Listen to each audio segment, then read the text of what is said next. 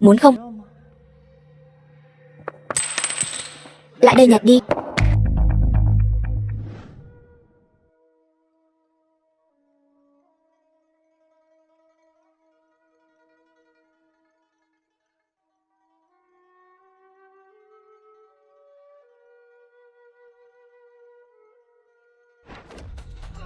Tất cả hãy nhìn cho kỹ. Đây chính là kết cục của việc tranh đồ với bổn thiếu.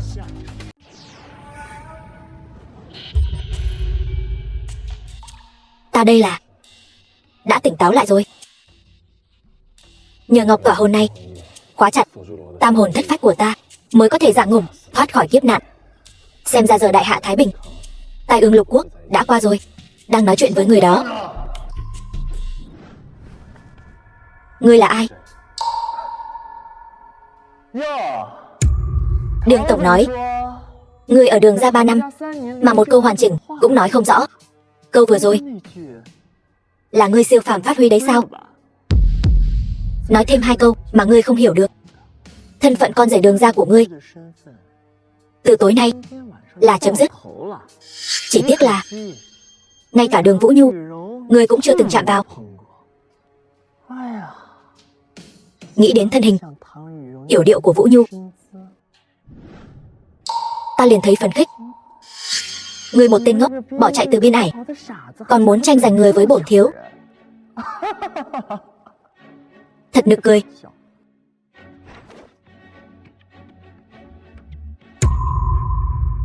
Thật buồn cười.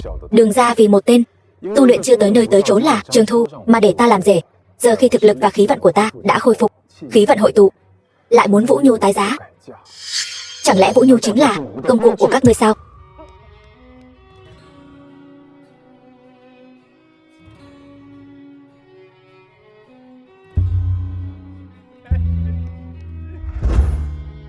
Vũ Nhu 3 năm nay vất vả cho nàng chăm sóc ta rồi.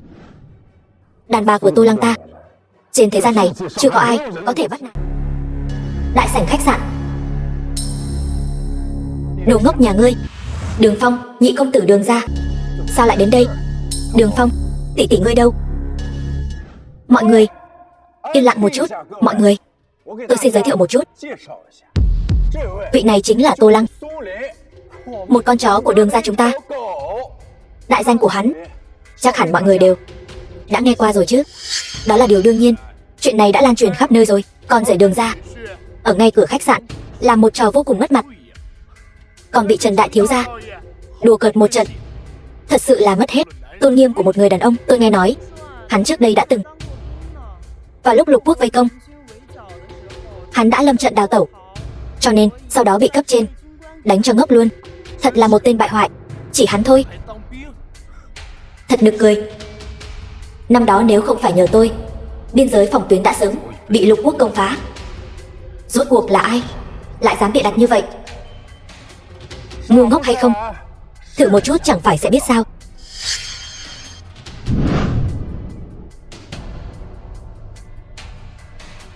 Như vậy đi, tỷ phu, chỉ cần ngươi dùng miệng liếm sạch rượu trên nền đất, ta sẽ nói cho ngươi biết tỷ tỷ ta đang ở đâu, như thế nào. Vậy nếu liếm sạch rồi thì ngươi sẽ nói cho ta biết. Đúng, ta đã nói rồi, tên nhóc này đúng là đồ ngốc mà.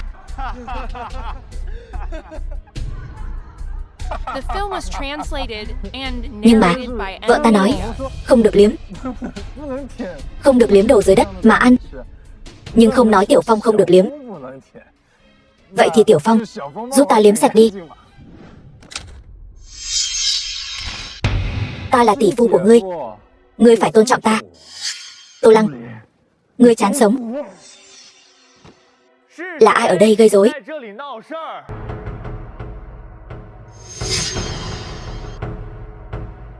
Trần Thiếu, cứu tôi với Trần Thiếu, tên khốn nạn. Người tiêu chắc rồi. Thả hắn ra. Được thôi. Thả ra rồi. Tên nhóc này sao lại có cảm giác trở nên thông minh hơn một chút rồi? Lẽ nào trước giờ đều là giả vờ? Yến tiệc hôm nay vô cùng trọng đại, Thời gian sắp đến, bất luận là ai cũng không được ảnh hưởng đến việc liên hôn của Trần gia và Đường gia ta. Nếu là tên ngốc này gây sự trước, vậy thì ngươi hãy quỳ xuống. Xin lỗi Đường Phong, chuyện này ta có thể không truy cứu nữa. Xin lỗi. Hắn xứng sao? Kính rượu không uống, lại muốn uống rượu phạt. Lại đây, cho hắn biết ai mới là trời của Ly Châu. Ta xem ai dám. Vũ Nhu, sao nàng lại tới đây? Nếu ta không tới, làm sao có thể thấy được nhân vật như Trần thiếu gia lại dẫn đầu bắt nạt một tên ngốc. Tỷ tỷ, hắn ta vẫn luôn lừa tỷ. Ta sẽ nói cho người biết. Vợ ơi, sợ quá. Tô Lăng, ngoan nào, chúng ta đi thôi. Trần thiếu, cơn giận này ngài làm sao nuốt trôi được? Mau ngăn chúng lại. Gấp cái gì? Ở đây đánh một thằng ngốc, mặt mũi Trần gia ta còn cần hay không? Đợi Tô Lăng và Vũ Nhu ly hôn rồi, ta xem ai còn có thể bảo vệ được nó. Đường Vũ Nhu, ngươi cứ đợi đấy, xem tối nay ta chơi ngươi thế nào. Còn giả vờ nữa, ngươi khi nào thì phát hiện ra? Từ lúc ngươi vừa ôm ta, cố ý tránh né những chỗ nhạy cảm. Trước đây, ngươi chưa bao giờ như vậy. Ta không cố ý lừa ngươi, ta thật sự mới hồi phục.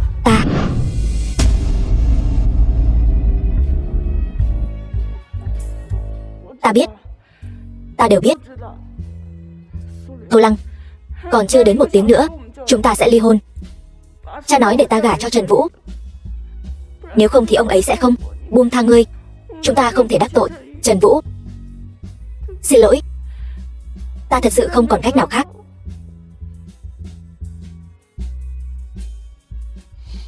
Ba năm nay khổ cực cho ngươi rồi, nhưng ngươi yên tâm, có ta ở đây, từ nay về sau sẽ không có ai có thể chia rẽ chúng ta được. Ta tin ngươi.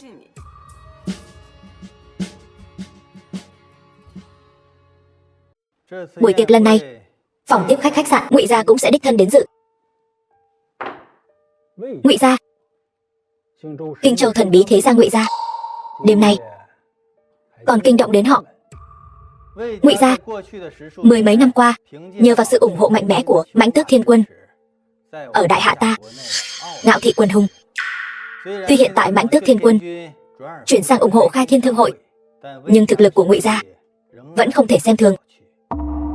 Theo tin tức mới nhất truyền đến, gia chủ Ngụy gia hiện tại đang trên đường đến đây, nhưng Đường gia ta thì yếu. Với quyền thế của Ngụy gia, làm sao có thể? Chẳng lẽ là vì nể mặt Trần gia sao?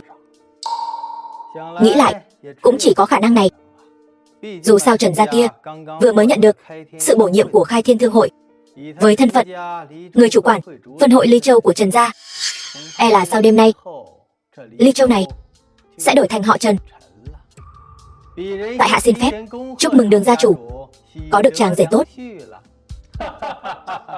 Đó là nhờ Trương đạo trưởng khéo xe duyên, Đường gia ta mới có được cơ duyên này. Sau bữa tiệc hôm nay, Đường gia ta nhất định sẽ nhờ vào thế lực của Trần gia vút bay phù diêu trực thượng.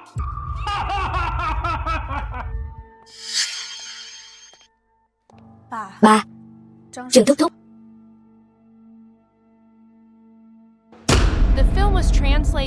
Mau bảo tên ngốc này hãy ký vào đơn ly hôn này. Sau ngày hôm nay, Đường gia ta sẽ phất lên như diều gặp gió. Ta tuyệt đối không thể để một con chuột nhắt mà phá hỏng kế hoạch trỗi dậy của gia tộc ta. Cha đang nói gì vậy? Tô Lăng hắn đã hồi phục rồi, không còn ngốc nữa. Đường gia chủ, khi tôi ngu ngốc, ông đã nhìn thấy khí vận của tôi và giữ tôi lại. Điều đó thực sự đã giúp tôi vượt qua khó khăn. Giờ tôi đã hồi phục. Sự giúp đỡ của tôi dành cho Đường gia sau này sẽ không chỉ là khí vận nữa. Ông nên suy nghĩ cho kỹ. Dù không ngốc thì đã sao? Một tên hèn nhát biên giới còn có tình nghi bán nước. Một kẻ như hắn làm sao có thể tiếp tục ở lại Đường gia chúng ta? Hơn nữa, Ngụy gia ở Kinh Châu để kết thân với Trần gia đang trên đường đến đây. Ngụy gia Kinh Châu cũng đến rồi. Ngụy Hải Sơn làm vậy thật là quá lố. Tin tức lan truyền nhanh thật đấy, nhưng cũng tốt. Bổn quân trở về nên báo cho thiên hạ biết.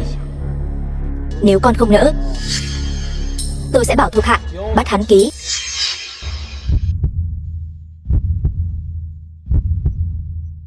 Đường gia chủ, ông dù sao cũng từng là một bá chủ thương giới lừng lẫy ở Ly Châu.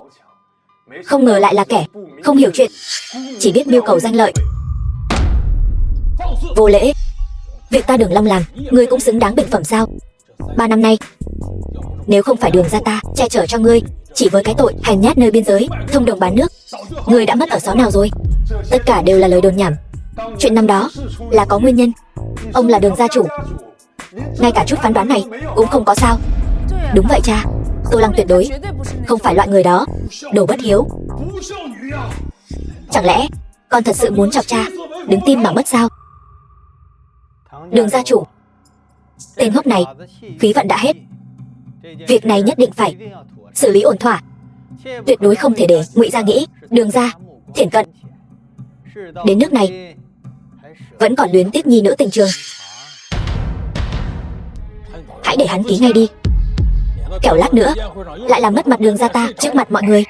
Đường gia ta sẽ trở thành trò cười mất. Đừng quên, đêm nay con sẽ gả cho Trần Thiếu. Cha, Trần Vũ ở Ly Châu nổi tiếng là kẻ phóng túng, dựa vào quyền thế ngập trời, tai tiếng đã bay đầy đầu. Con là nữ nhi của Đường Long ta, vì sự trỗi dậy của Đường tộc nên hiến dâng bản thân. Nếu có thể cứu gia tộc khỏi nguy nan, con nên không chối từ. Con không gả, càng không ly hôn với Tô Lăng. Võ Lễ, gia chủ Đường lo lắng cho gia tộc, là bậc cha mẹ, lại ép buộc con gái gả cho một kẻ bất lương như vậy, có thể chấp nhận được sao? Ở đây đâu có phần con lên tiếng thứ gì trên người con mà không phải Đường gia cho. Con dám đứng đây dạy ta làm việc? Người đâu? Trói hắn lại.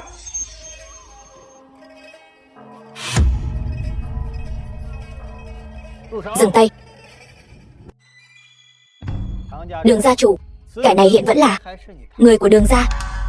Nhân quả ràng buộc, Đường gia chủ tạm thời đừng làm vậy, xích mẻ tình cảm. Bây giờ giờ lành đã điểm, chớ bỏ lỡ giờ lành. Phải biết, điều quan trọng hôm nay là duy trì khí vận của Đường gia.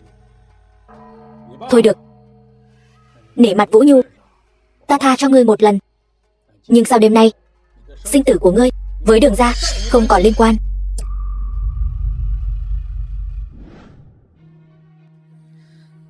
Tô Lăng, xem ra tình thế đêm nay đã không thể đảo ngược.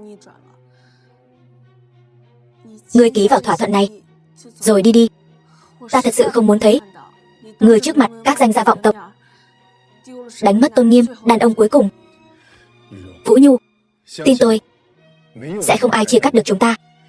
Đêm nay không có, sau này cũng không. Nàng là nữ nhân của Tô Lăng ta, ta sẽ cho nàng tất cả. Hãy tin ta. Vậy được rồi.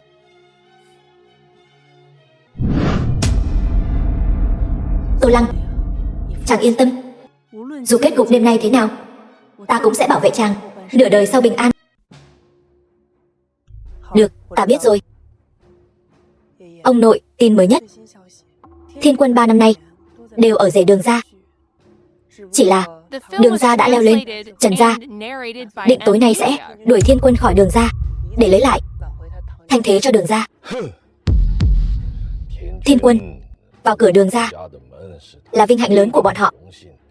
Trần gia còn con, lại dám làm ra loại chuyện đại nghịch bất đạo này. Đi, ta muốn xem Trần gia này có bao nhiêu bản lĩnh. Yến tiệc khai thiên. Đêm nay là tiệc khai thiên của Trần gia. Đường gia ta cùng Trần Thiếu thương nghị, trùng hỷ lâm môn. Tiểu nữ sẽ đính hôn với Trần Thiếu gia. Từ nay về sau, Đường gia và Trần gia song kiếm hợp bích, cùng nhau tiến bước.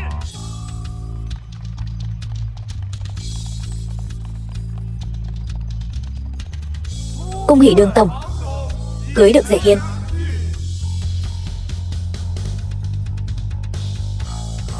Đa tạ chư vị. Ngoài ra, tại Tại đây, ta Đường Long tuyên bố với thiên hạ, tên rác rưởi này sẽ bị ta trục xuất khỏi Đường gia. Từ nay trở đi, hắn sẽ không còn bất kỳ quan hệ nào với Đường gia nữa. Tô Lăng nghĩ lại cũng đúng. Tên ngốc này với cái tiếng hèn nhát ở biên giới đã lan truyền khắp nơi. Đường gia che chở hắn 3 năm đã là nhân từ lắm rồi. Đúng vậy, Đường gia bây giờ đã lên được con thuyền lớn của Trần gia. Đêm nay lại mượn thế lực của Trần gia một bước trở thành đứng đầu tứ đại thế gia của Ly Châu. Cho nên đá đi một con chó hoang cũng là chuyện bình thường thôi. Cha, chúng ta làm như vậy không ổn đâu. Tô Lăng anh ấy căn bản chẳng làm gì sai cả. Cái gọi là lời đồn hèn nhát đó cũng chưa từng được chứng thực. Đường gia chủ, 3 năm trước ông mượn khí vận của tôi để giữ gìn cơ nghiệp Đường gia, bây giờ là muốn qua cầu rút ván sao? Bây giờ ăn no mặc đẹp rồi thì quay lại nhục mạ Đường gia chủ. Tôi thấy kẻ qua cầu rút ván chính là cậu đấy. Nếu không có tôi, 3 năm trước Đường gia đã sớm trở thành một thế gia hạng bét. Làm gì có cảnh như hôm nay ngạo mạn. Đường gia trỗi dậy như giờ là nhờ mọi người trong tộc đồng tâm hiệp lực. Dựa vào anh, một tên ngốc làm rể, lại còn là tên hèn nhát ở biên giới, dựa vào cái gì mà nâng đỡ Đường gia? Chính là nhờ khí vận của tôi siêu phàm.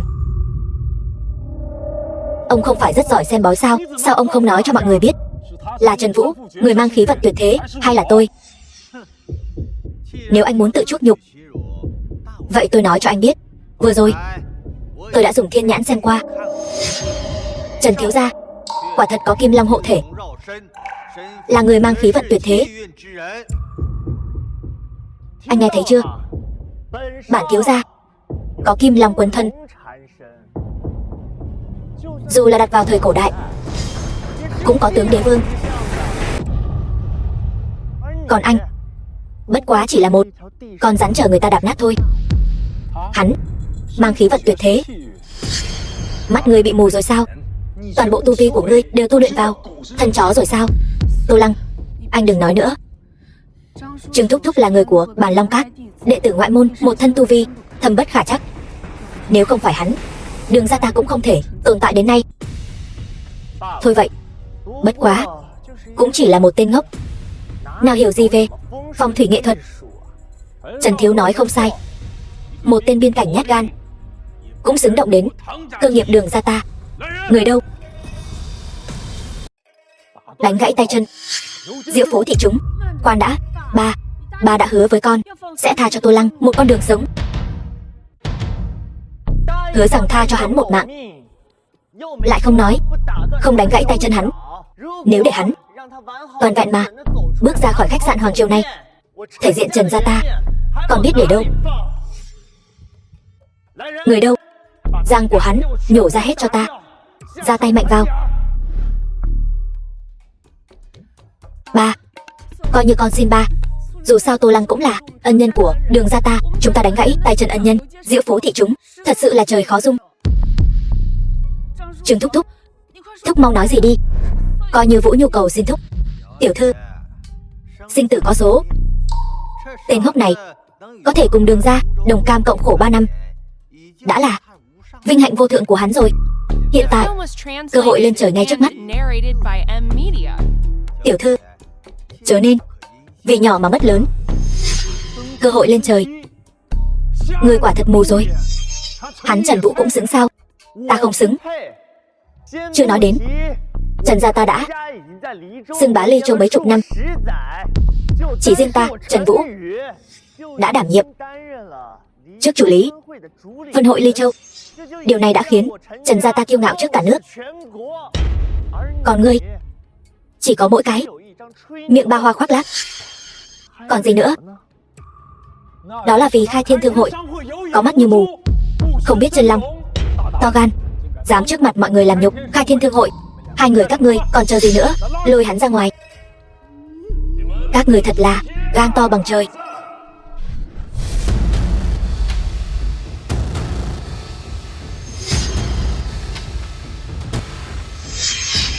Ngụy gia trưởng sự Ngụy Hải Sơn lại đến nhanh như vậy. Kinh Châu Ngụy gia, bọn họ đến làm gì?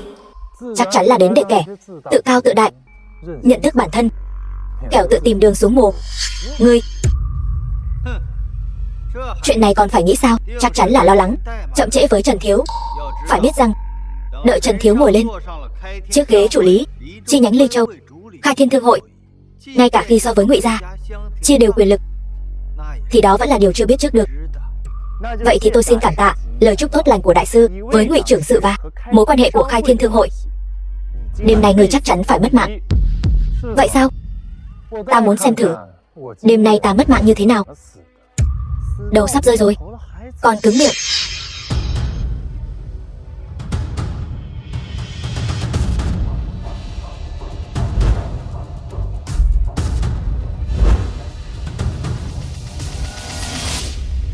Ngụy trưởng sự giá lâm thật là làm dạng dỡ hàn ốc. Gia chủ Trần gia Ly Châu, Trần Vũ, bái kiến Ngụy trưởng sự. Ngươi là cái thá gì cũng xứng bắt tay với ta. Khai Thiên Thương Hội và Ngụy gia đều là thuộc hạ của Mãnh Tước Thiên Quân. Bây giờ Ngụy trưởng sự đang trách tôi làm mất mặt mũi của Mãnh Tước Thiên Quân. Ngụy trưởng sự dạy bảo đúng. Chuyện đêm nay quả thật là tôi làm việc tắc trách, mới để tên rác rưởi bị Đường gia ruồng bỏ này làm nhục Khai Thiên Thương Hội, còn để hắn đứng ở đây. Bây giờ tôi sẽ lấy tay chân hắn để răn đe kẻ khác. Đúng vậy, ta, một tên rác rưởi bị Đường gia ruồng bỏ, tên hèn nhát phản quốc nơi biên cương, lại dám ở yến tiệc quy tụ các thế gia làm nhục Khai Thiên Thương Hội, thật sự là tội ác tày trời. Ngụy gia chủ, xin hãy trách phạt tôi. Coi như người có chút tự biết mình. Không phải đâu Ngụy gia chủ, đây không phải là ý của Tô Lăng.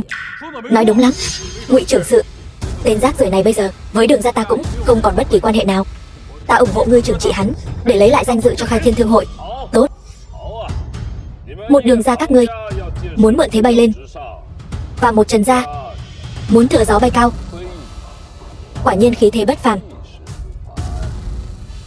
oai phong lẫm liệt.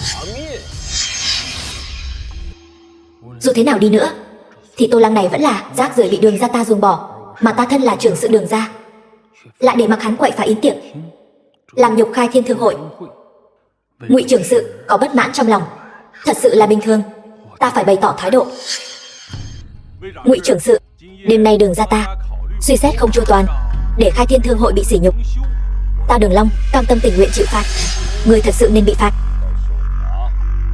Không chỉ là Đường gia ngươi, Trần gia, tất cả những người có mặt, kẻ nào bất kính với Tô tiên sinh đều phải bị phạt.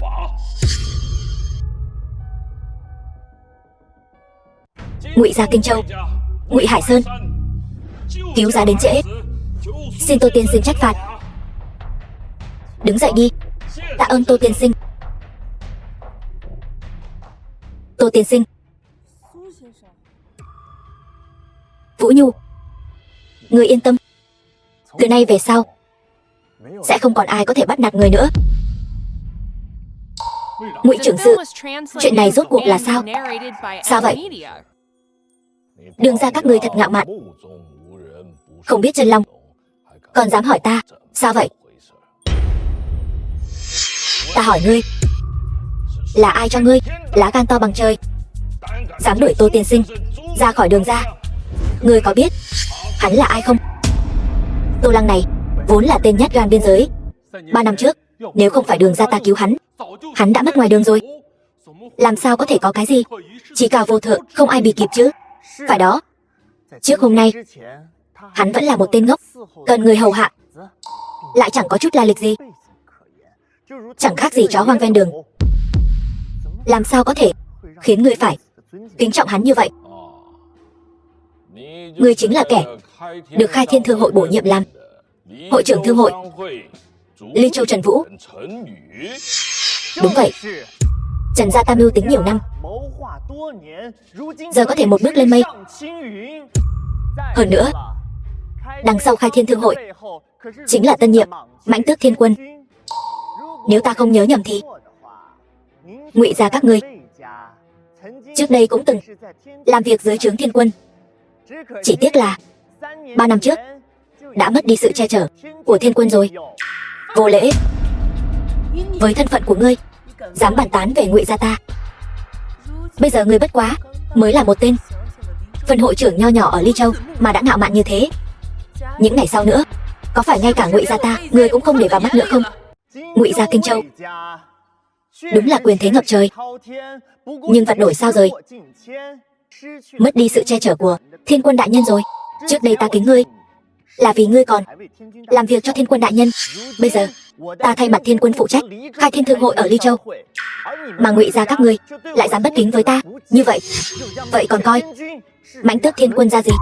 Hay cho một tên tiểu tử Trần gia giỏi bày trò thật. Nếu ngươi muốn mượn khai thiên thương hội và thân phận của Thiên Quân để chèn ép ta, cái bản tính này của ngươi coi như sai rồi. Để ta cho ngươi, tên tiểu bối này, mở to mắt ra mà xem. Người đâu? Dâng lễ vật. Ngụy gia Kinh Châu tặng Tô tiên sinh một căn biệt thự Cẩm Giang Thiên Cung, một chiếc xe sang trị giá chục triệu, thẻ vàng Mãnh Tước Long Văn hạn mức nghìn tỷ.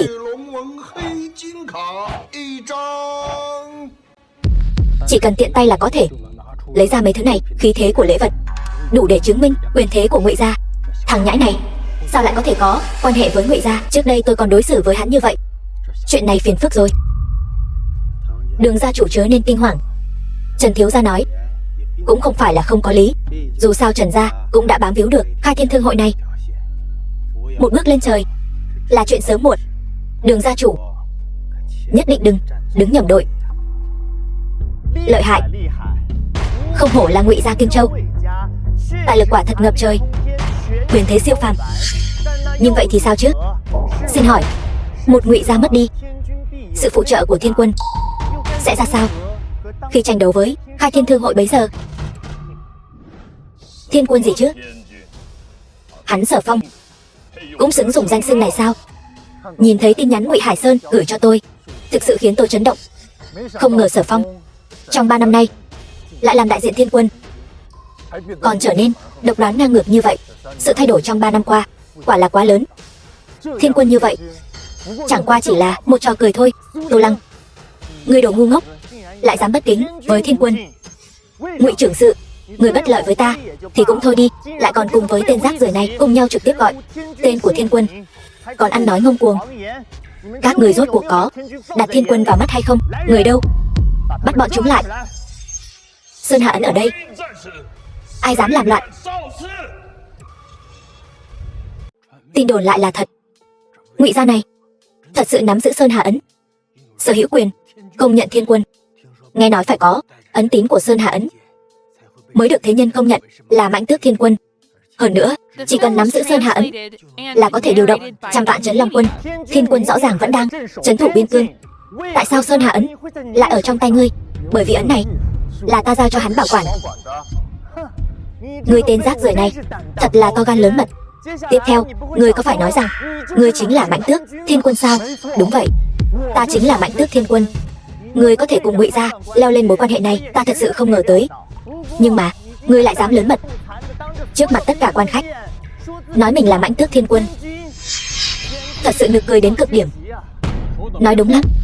Nếu ngươi mượn thế lực của Ngụy trưởng sự bịa ra một thân phận khác, chúng ta có lẽ còn tin được vài phần. Nhưng ngươi lại nói mình là Thiên Quân. Ngươi thật sự xem chúng ta, cả sảnh đường danh gia vọng tộc này giống như ngươi đều là kẻ ngu ngốc sao? Tô Lăng, ngươi đừng nói bậy. Mạo phạm uy nghiêm Thiên Quân là tội khó tha đấy. Vũ Nhu, nàng yên tâm, ta hứa với nàng một đời vinh hoa phú quý. Từ hôm nay trở đi, từng chút một sẽ thực hiện. Một tên nhát gan biên giới cũng dám vọng tưởng xưng mình là Thiên Quân. Ngươi thật sự không sợ mất mạng sao? Mất mạng? Kẻ có thể lấy mạng Tô Lăng này còn chưa sinh ra nữa mà. Cung thỉnh Thiên Quân lên ngôi. Tô Lăng, đây là vị trí chủ tọa, chỉ có các vị gia chủ và người có địa vị cao mới có thể ngồi đó. Chúng ta ngồi xuống có được không? Ngươi yên tâm, cả sảnh đường quan khách này chúng ta chính là người có địa vị cao. Cuồng vọng. Tô Lăng, ngươi chỉ là một tên bị đường gia ruồng bỏ cũng xứng ngồi đó sao? Trần gia chủ, ngươi không những không sợ nhục mạ Thiên Quân, lại còn dám gọi tên húy. Tuy ta không biết tên rác rưởi này rốt cuộc làm thế nào có được sự yêu ái của Ngụy gia các ngươi, nhưng mà xem hắn ta là Thiên Quân chuyện này, ta muốn hỏi mọi người, ai sẽ tin? Ta Ly Châu Lưu gia không tin, ta Châu gia không tin, ta Vương gia không tin, ta Lưu gia không tin, ta không tin. Có mắt như mù không nhận ra chân long. Các người có biết theo luật đại hạ đáng tội gì không? Ngụy Hải Sơn, người đêm nay trước mặt các danh gia vọng tộc công khai làm ta mất mặt. Ta nghĩ sơn hạ ấn của ngươi cũng là giả đấy. Giả sao? Hỗn xược. Sơn hạ ấn của ta là do thiên quân ban tặng, há có thể để ngươi Trần gia nho nhỏ nghi ngờ, chê Trần gia ta thế lực yếu kém sao? Được, vậy ta Trần Vũ ngay tại đây kêu gọi chư vị danh gia vọng tộc cùng ta cùng nhau vạch tội Kinh Châu Ngụy gia xem thường vương pháp, ngụy tạo sơn hạ ấn, mưu đồ phù trợ một tên khờ bị hưu, giả mạo thiên quân. Châu gia đồng ý, Vương gia ta đồng ý, Lưu gia ta đồng ý. Thú vị. Nhìn xem đám người các ngươi cái dạng ý thế bắt nạt người, thật khiến người ta thở dài. Biên cảnh hiện nay, Sở Phong với tư cách là thay thế thiên quân đã hoàn toàn nắm giữ rồi sao? Bẩm thiên quân, đúng vậy. Sở Phong năm đó tuyên bố ngài vì cứu hắn trọng thương mất tích và tiếp nhận y bát của ngài, nhờ vào điểm này thu được phần lớn cựu bộ của ngài, còn tuyên bố mình là Mãnh Tước Thiên Quân tân nhiệm. Nhưng 3 năm trước, việc ngài mất tích quá khả nghi, thuộc hạ không tin, cũng chưa từng giao sơn hạ ấn cho hắn. Tờ Ogan, sao các ngươi dám trực tiếp gọi tên thiên quân? 3 năm trước, kẻ hại ta là một nữ nhân.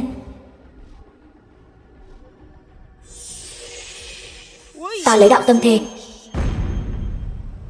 sau khi Mãnh Tước Thiên Quân mất mạng, thả Sở Phong quyết không nuốt lời. Thiên Quân, đến lượt ngươi. Cường đạo, ngươi đừng đắc ý. Hôm nay ta lấy thân mình tuẫn quốc, mai sau trên lục quốc, tàn khu của các ngươi nhất định sẽ cùng ta xuống suối vàng. Nhưng hiện tại kẻ được lợi nhất lại là Sở Phong. Chẳng lẽ Sở Phong là hung thủ lớn nhất đứng sau màn? Nhưng Sở Phong nói ta cứu hắn nên mất tích, lời đồn ở Ly Châu lại là ta lâm trận đào thoát. Rốt cuộc chuyện này là sao? Giờ ta đã hồi phục, cũng là lúc nên làm rõ chuyện năm xưa. Thiên Quân, vừa nhận được tin Sở Phong đã phái trấn thủ Ly Châu đến gặp ngài. Như vậy cũng tốt, cứ để cả điện quan khách xem ta rốt cuộc có phải Mãnh Tước Thiên Quân thật sự hay không. Hỗn xược. Ngụy Hải Sơn, ngươi đừng tưởng ta không biết ngươi đang nghĩ gì. Trước kia Thiên Quân quy phục Ngụy gia mới khiến Ngụy gia trong vòng 10 năm ngắn ngủi có thể phất lên nhanh chóng, ngạo nghễ đứng trên đỉnh toàn đại hạ. Nhưng nay đã khác xưa. Bây giờ người được Thiên Quân đại nhân yêu ái là Khai Thiên Thương hội. Ngụy gia ngươi không còn như xưa lòng mang oán hận, cho nên ngươi mới nghĩ ra vở kịch hôm nay, lấy một tên rể ngốc làm quân cờ tạo thế cho mình, rồi lại ngụy tạo sơn hạ ấn, nói dối hắn là thiên quân, rồi lại mang hắn đến trước mặt Thiên Quân đại nhân chém, hòng gây sự chú ý của Thiên Quân đại nhân. Cái bản tính của ngươi thật là nhìn xa trông rộng. Ta nên nói ngươi là có dũng khí hay là ngu muội đây? Đêm nay ngươi có thể hô mưa gọi gió, mượn oai thế của Ngụy gia tát vào mặt tất cả mọi người, nhưng ngày sau ngươi cũng chẳng khác gì một con tốt thí cho Ngụy gia mà thôi. Ngươi quả là một thiên tài, chỉ trong chốc lát đã nhìn thấu bao nhiêu toan tính. Vậy ngươi đã từng nghĩ đến sau hôm nay Trần gia các ngươi sẽ phải gánh chịu bao nhiêu lửa giận chưa? Tô Lăng, đừng nói nữa, thật nực cười. Lửa giận gì chứ? Đường Vũ Nhu, ta cũng khuyên ngươi một câu, từ nay về sau Ly Châu chính là thiên hạ của ta. Trần thiếu gia nói chí phải. Đường gia chủ, chớ nên vì đứng sai phe mà bỏ lỡ cơ hội vươn lên trời của Đường gia đấy. Tô Lăng, ngươi đã ly hôn với Vũ Nhu rồi, những gì ngươi làm đêm nay không liên quan gì đến Đường gia chúng ta. Cha, Tô Lăng chỉ là nhất thời lầm đường lạc lối, cha hãy cứu chàng đi. Đường Vũ Nhu, đến lúc này rồi mà ngươi vẫn còn bênh vực hắn sao? Vừa rồi bọn họ nói Dương trấn thủ đến bái kiến tên rác rưởi này, vậy mà giờ người đâu? Cái gì mà Kinh Châu Ngụy gia chẳng qua chỉ là lũ phường tuồng thôi. Người đâu? Ta muốn lôi mấy tên dám bàn tán về Thiên Quân, coi thường vương pháp, lũ tỳ tiện này đến trước mặt Thiên Quân đại nhân. Sử Lăng Trì.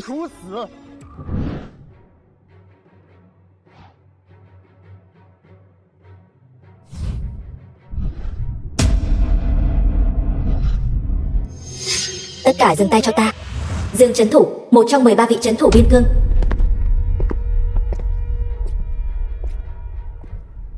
là một trong 13 trấn thủ biên cương do chính Thiên Quân đại nhân sắc phong. Đó chính là người đứng dưới Thiên Quân, trên vạn người, một tồn tại đáng sợ. Sao hắn cũng đến đây?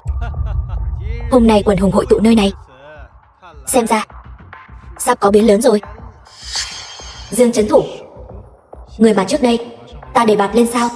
Ta chưa nói với hắn thân phận của ta. Tại sao hắn lại đến đây? Chẳng lẽ là Ngụy Hải Sơn đã tiết lộ cho hắn thân phận của ta sao? Các ngươi đang làm gì ở đây?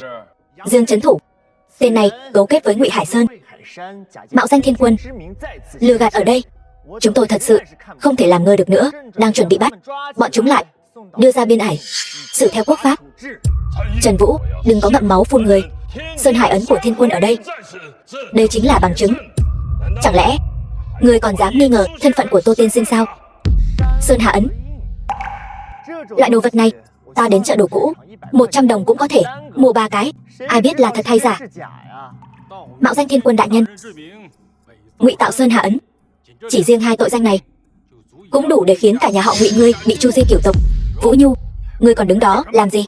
Chẳng lẽ ngươi muốn cùng tên rác rưởi này mất chung sao? Cha, ta tin tưởng Tô Lăng, hắn sẽ không lừa ta. Hắn thật sự có bản lĩnh thông thiên, thì heo nái cũng biết leo cây. Là thật hay giả? Lát nữa các ngươi sẽ biết. Ta cũng nói cho ngươi một câu, đồ giả thì mãi mãi là giả. Trước mặt Dương trấn thủ, lời nói dối của ngươi sẽ nhanh chóng bị vạch trần.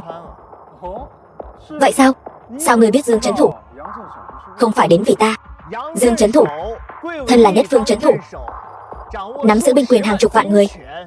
Ngay cả những thế gia tử đệ như chúng ta muốn gặp mặt cũng phải hẹn trước mấy tháng. Hôm nay ta quả thật đến vì Tô Lăng. Cái gì? Dương trấn thủ thật sự đến vì Tô Lăng? Chẳng lẽ sau lưng hắn thật sự có một bối cảnh khủng bố không thể tưởng tượng được? Tô Tiên Sinh khí nuốt sơn hà, uy thế bức người, ta sớm đã thấy ngài khí vận bất phàm. Đúng vậy Tô Tiên Sinh, nhà họ Vương ta nguyện ý bỏ ra 1 tỷ tiền vốn, chỉ cầu ngài có thể đề bạt nhà họ Vương ta.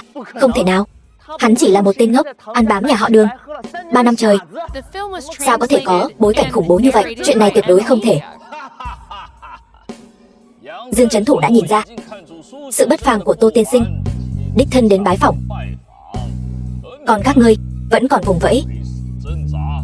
Ta thấy tối nay 2 nhà họ Trần Đường các ngươi sẽ bị tru di cửu tộc. Tô Tiên Sinh, ta bấm ngón tay tính toán, ngài tuyệt đối không phải vật trong ao. Những gì ta làm hôm nay đều là để dụ nhà họ Đường lộ ra bộ mặt thật. Ngài nhất định phải hiểu tấm lòng của ta. Hôm nay nếu ngài không chê, tiểu nhân ngày sau nhất định coi ngài là chủ. Một con chó bất cứ lúc nào cũng có thể quay đầu cắn lại, ta không cần. Ta còn sợ ngươi quay lại cắn ta.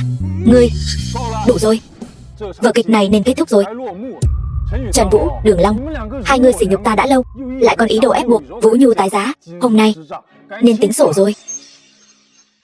Dương trấn thủ nghe lệnh. Ta là trấn thủ một phương, duy chỉ có Thiên Quân mới có thể ra lệnh. Ngươi không được. Ta chính là Thiên Quân. Dương trấn thủ, ngươi nếu đã vì Tô Tiên Sinh mà đến, vì sao không nghe lệnh của Tô Tiên Sinh? Ta quả thực vì hắn mà đến, nhưng không phải đến giúp hắn, mà là đến bắt hắn. Dương trấn thủ, ngươi không phải phục mệnh lệnh của Tô Tiên Sinh đến đây trấn giữ sao? Chẳng lẽ ngươi không biết thân phận của Tô Tiên Sinh? Thân phận ta đương nhiên biết. Tên giặc từng bức hại vị Thiên Quân tiền nhiệm, cho nên ta phụng mệnh Thiên Quân tân nhiệm đến đây bắt tên này về biên giới. Tô Lăng không có bối cảnh khủng bố, ngược lại là tội nhân bị Thiên Quân hạ lệnh bắt giữ. Tên rác rưởi này thật biết diễn trò, chúng ta chút nữa thì bị hắn lừa gạt rồi. Ta đã hiểu, nhất định là Thiên Quân đại nhân đã nhìn thấu âm mưu của Ngụy gia, cho nên mới đặc phái Dương trấn thủ đến đây. Quả không hổ danh là Thiên Quân đại nhân, mưu kế vô song, uy chấn thiên hạ. Ở xa ngàn dặm mà đã biết tình hình nơi đây. Thế lực của Sở Phong đã lan rộng đến mức độ này, ngay cả trấn thủ cũng. Tô Lăng, người vốn dĩ rơi vào tay chúng ta còn có một đường sống, chỉ tiếc là Dương trấn thủ tự mình đến mời ngươi. Ngươi dù có 9 cái mạng cũng khó mà sống nổi. Đáng tiếc thay, ta không thể chứng kiến ngươi bị giày vò đến không thể sống nổi. Yên tâm, mạng của ta còn dài lắm. Người của 2 nhà Trần Đường các ngươi cho dù mất mạng hết, ta cũng sẽ không mất mạng. Đừng nói nữa Tô Lăng, ngươi nếu còn cố chấp sẽ mất cả đường sống cuối cùng này, không còn một tia hy vọng nào nữa. May mà ta sáng suốt, đã sớm cùng hắn thoát khỏi liên quan. Nếu không, Đường gia ta cũng khó tránh khỏi kiếp nạn này. Còn Ngụy gia, từ nay về sau sẽ bị xóa sổ khỏi thế gian.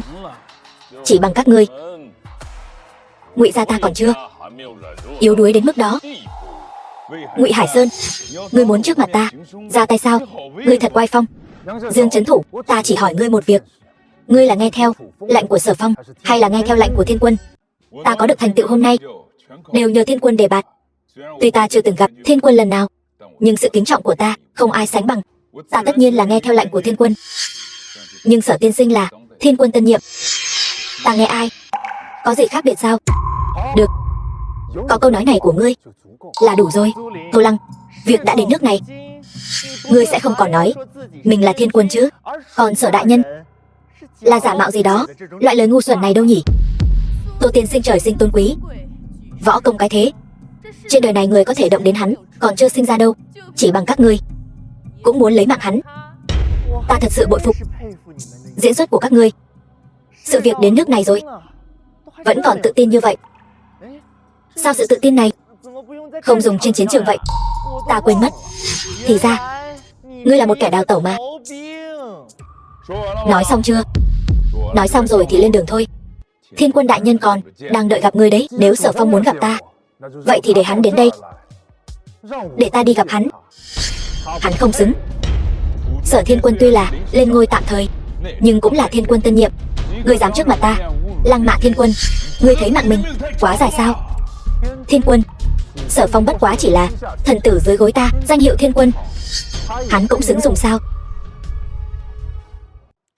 Tô Lăng, ngươi biết ngươi đang nói gì không? Những lời này có thể sẽ khiến ngươi bị đánh xuống vực sâu vạn trượng đấy. Rác rưởi chính là rác rưởi, cũng chỉ có cái miệng là lợi hại thôi.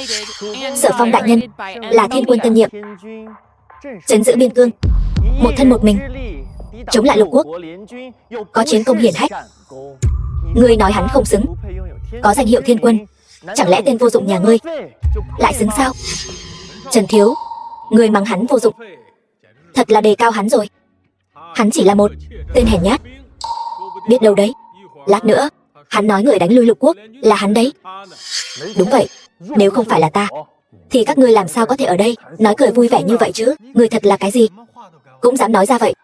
Ngay cả chiến công hiển hách này cũng dám mạo nhận. Hôm nay e rằng là Sở Phong Thiên Quân đích thân đến, ngươi cũng dám đối với hắn bất kính sao? Bất kính? Ngươi cứ việc đi hỏi, nếu Sở Phong dám ở đây, hắn dám bất kính với ta sao? Dương Trấn Thủ, chư vị đều nghe thấy rồi chứ? Người này thật là ngông cuồng, dám lăng mạ chiến thần số 1 của nước ta, Mãnh Tước Thiên Quân. Đây là tội lớn, không thể dung thứ trên đời. Hôm nay ta Trần Vũ nguyện làm gương, dùng sức mạnh của Trần gia hạ lệnh diệt tận cùng, khiến hắn không còn chỗ dung thân. Ta nguyện giúp Trần Thiếu một tay, khiến thằng danh này không còn chỗ dung thân. Lưu gia chúng ta nguyện giúp Trần Thiếu một tay. Vương gia ta nguyện ý giúp Trần Thiếu một tay. Tô tiên sinh, hiện tại tất cả các gia tộc đều liên kết lại với nhau, e rằng cho dù là Ngụy gia chúng ta cũng khó mà chống lại. Dương Trấn Thủ, còn ngươi có phải cũng muốn cùng những người này phòng sát ta sao? Phòng sát? Chẳng phải quá hời cho ngươi sao? Dám sỉ nhục Thiên Quân, ta sẽ lấy mạng ngươi ngay bây giờ. Dương Trấn Thủ, Tô Lăng hắn trước kia trên chiến trường bị tổn thương não bộ, bây giờ nói ra chẳng qua chỉ là mấy lời ngớ ngẩn, mong ngài đừng để tâm. Nếu đều nói như vậy, chẳng phải người đời đều có thể nhục mạ Thiên Quân, rồi sau đó nói một câu ta là kẻ ngốc là có thể thoát tội sao? Dương Trấn Thủ mau chóng lấy mạng kẻ này để răn đe, mới có thể cho thiên hạ một lời giải thích.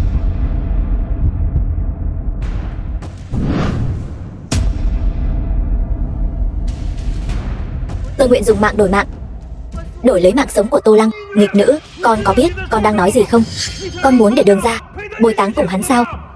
Cha, Tô Lăng là chồng con không thể trơ mắt nhìn hắn mất mạng. Con, được lắm, thật là tình thâm nghĩa trọng. Nếu đã vậy, ta sẽ tiến các ngươi cùng xuống suối vàng. Khoan đã, sao ngươi chắc chắn ta không phải là Mãnh Tước Thiên Quân thật? Bởi vì ta xuất thân từ Bản Long Cát. Người đời đều biết khí vận của Mãnh Tước Thiên Quân là tử khí đông lai, hóa mãnh tước nuốt rồng. Vạn năm qua Trên đời không có người thứ hai. Đúng vậy, Dương Trấn Thủ chính là sư huynh của ta. Năng lực xem tướng, ta càng không thể sánh bằng. Chẳng lẽ ngươi còn hiểu biết hơn hắn? Hóa ra lại là chuyện nực cười như vậy. Để Sở Phong thay thế vị trí của ta. Thông báo cho Sở Phong, trước khi yến tiệc kết thúc, lập tức đến trước mặt ta báo cáo công việc. Nếu không, Chu Di tam tộc, Cửu tộc tận diệt. Người thật là không biết điều, lại dám dùng giọng điệu như vậy nói chuyện với Thiên Quân, còn muốn Thiên Quân Chu Di Cửu tộc. Người mà ngươi hết mực dựa vào, Sở Thiên Quân, cũng từng là thuộc hạ huynh đệ của ta. Nhưng hắn bây giờ bộ dạng này, còn chưa xứng làm Sở Thiên Quân. Đợi hắn đến trước mặt ta, tường thuật lại tất cả, ta còn phải chất vấn hắn kỹ càng nữa. Hắn là làm thế nào biến thành bộ dạng bây giờ này? Ngoài ra, Dương Trấn Thủ, ngươi xem cho kỹ, khí vận này rốt cuộc thế nào?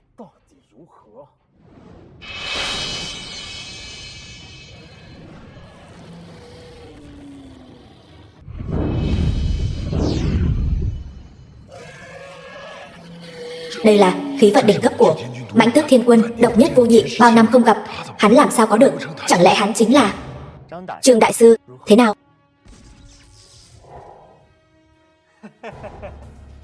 Đừng có làm loạn.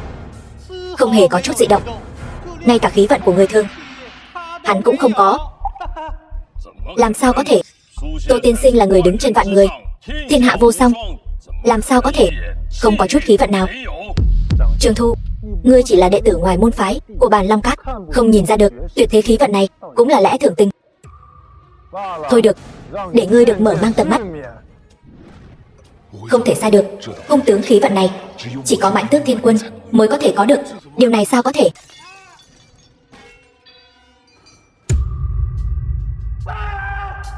Tô Lăng, người rốt cuộc đã dùng tà ma yêu thuật gì mà khí vận La Bàn được truyền lại từ thời thượng cổ của ta cũng bị ngươi làm cho vỡ nát? Chẳng qua là La Bàn của ngươi quá kém, không chịu nổi khí vận của ta. Ta có thể giở cho gì chứ? Ngươi để cho ta. Tô Lăng, ngươi muốn vùng lên đến phát điên rồi sao? Tưởng rằng động tay động chân phá hỏng La Bàn của Trương đại sư là sẽ khiến chúng ta tin ngươi thật sự có tuyệt thế khí vận. Chỉ tiếc là chúng ta không phải kẻ ngốc. Lão phu mạo muội thỉnh mệnh, xin ngài thay Thiên Quân, thay thiên hạ, xử hắn nghiêm chỉnh, lấy đó làm bằng chứng. Không được, ta sẽ không để các ngươi làm hại Tô Lăng. Ngươi đồ vong ơn, ta sẽ không để ngươi bồi táng theo tên rác rưởi này. Ta còn trông cậy vào việc ngươi liên hôn với Trần gia để leo lên đỉnh cao quyền lực. Dù có mất mạng, ta cũng sẽ không gả cho Trần Vũ. Ta đánh ngươi. Vũ Nhu là nữ nhân của ta, ai cũng không được động vào nàng. Dù là cha nàng cũng không được. Ngươi nói ai cũng không được làm hại nàng. Tối nay ta không chỉ muốn làm nhục nàng, mà còn muốn cho ngươi thấy ngươi có thể làm gì nào. Gan to thật. Dương Trấn Thủ ngài, thuộc hạ ngu muội khiến ngài bị kinh hãi, xin hãy trách phạt. Dương Trấn Thủ, ngài thân phận tôn quý, vì sao lại phải quỳ trước tên rác rưởi này? Câm miệng. Những việc ta làm cần ngươi đến dạy sao? Dương Trấn Thủ, ngươi thân là biên cương trấn thủ, chỉ nên nghe theo lệnh của Thiên Quân. Ngươi làm vậy chỉ tổ làm mất mặt Thiên Quân đại nhân. Sở Phong, ta trước đây nghe theo hắn là bởi vì bị hắn mê hoặc. Tô tiên sinh mới là Mãnh Tước chân chính. Thân phận Tô tiên sinh cao quý, ngay cả ta cũng không thể sánh bằng. Các ngươi lại dám bất kính với ngài. Ta thấy Trần gia các ngươi sống quá lâu rồi. Tô tiên sinh, chuyện này là sao? Tô tiên sinh, vừa rồi là ta có mắt như mù, không thể nhận ra thân phận của ngài, để cho bọn tiểu nhân này mạo phạm ngài. Kính xin ngài hạ lệnh để ta đem những kẻ này xử tử hết. Ta đã nói, tối nay kẻ phải mất mạng không phải ta, mà là các ngươi. Tô Lăng, ngươi sỉ nhục Thiên Quân, xúi dục trấn thủ tạo phản. Ta bây giờ sẽ xử ngươi. Những người có mặt ở đây không có ý kiến gì chứ? Vậy sao? Lại đây, động thủ, để ta xem ngươi có gan làm hay không. Ngươi chán sống, ta sẽ thành toàn cho ngươi.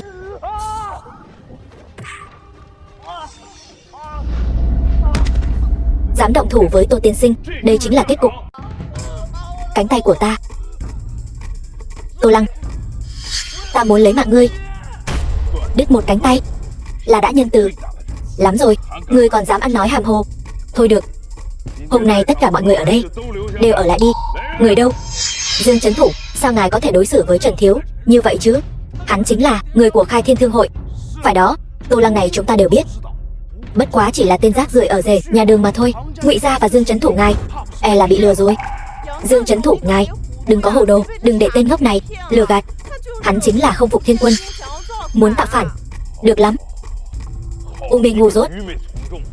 Người đâu? Tất cả xử tử. Dạ. Khoan đã. Tô Lăng, cha ta dù sao cũng là người thân của ta. Ông ấy chỉ là bị Trần Vũ mê hoặc. Người có thể tha cho ông ấy lần này không? Đúng vậy, Tô tiên sinh. Ngài vừa mới hồi quy. Nếu gây ra sát nghiệp này, e rằng đối với thời cuộc không mấy có lợi. Dừng tay. Dương Trấn Thủ, ta nào từng dạy ngươi đồ sát bách tính bị lừa gạt. Nhưng đại nhân, ngươi lấy mạng bọn họ, những trấn thủ bên ngoài sẽ nhìn nhận chúng ta như thế nào? Thu kiếm. Phải đó. Dương Trấn Thủ sao có thể tin tưởng tên ngốc này đến vậy? Chẳng lẽ là liên thủ với Ngụy Gia diễn một vở kịch? Tô tiên sinh vừa nhận được tin Sở Phong đã dẫn quân đến Ly Châu, đang trên đường tới đây. Bản chất Sở Phong khó lường. Nếu lát nữa xảy ra xung đột, ta e rằng không thể chăm sóc Vũ Nhu. Người hãy phái người đưa Vũ Nhu về nhà trước. Vâng. Đường tiểu thư, mời. Tô Lăng, Sở Thiên Quân đã đến Ly Châu rồi. Ta xem ngươi còn giả bộ được bao lâu nữa. Được. Vậy ta muốn xem thử ai mới là kẻ giả mạo. Người nắm giữ quyền thế ngập trời, Mãnh Tước Thiên Quân. Tô tiên sinh, người Đường gia đã được đưa về hết rồi.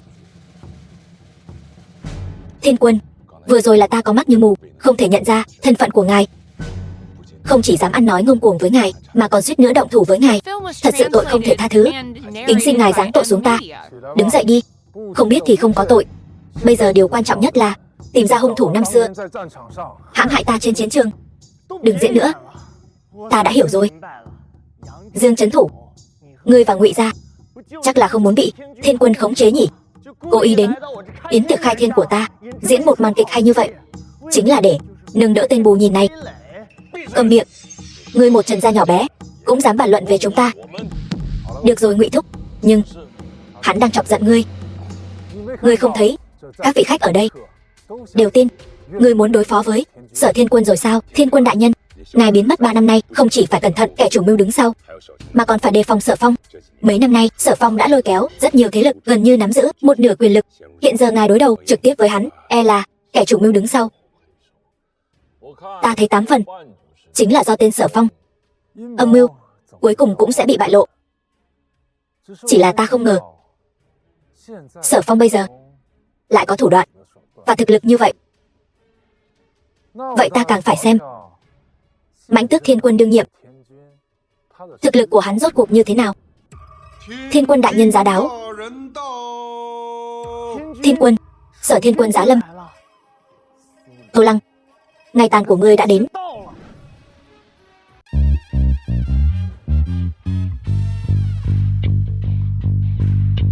Cung nghênh Thiên Quân.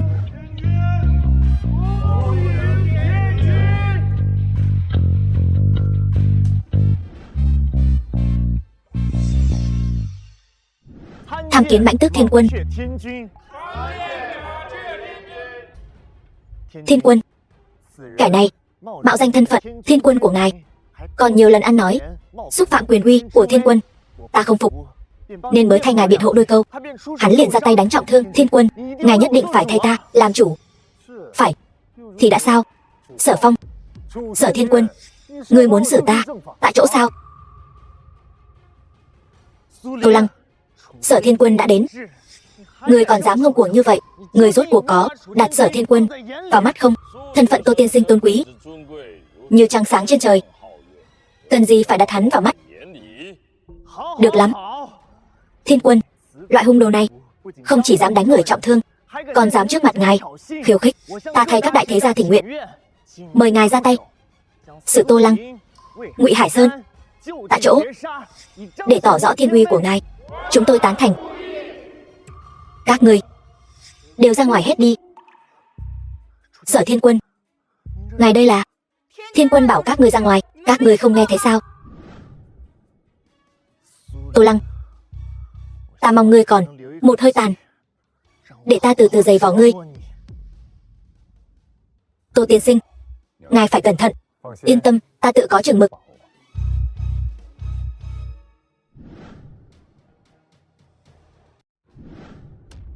Sở Phong bái kiến. Mãnh Tước Thiên Quân, người đây là có ý gì? Người bây giờ chính là Mãnh Tước Thiên Quân, quản trăm vạn đại quân nơi biên ải. Mãnh Tước Thiên Quân, vì sao phải quỳ ta? Một tên rác rưởi. Đại nhân nói đùa rồi. Mãnh Tước Thiên Quân từ trước đến nay chỉ có một người, đó chính là ngài. Tô Lăng, thân phận của ta nào xứng với danh Thiên Quân này? Nói thì hay lắm.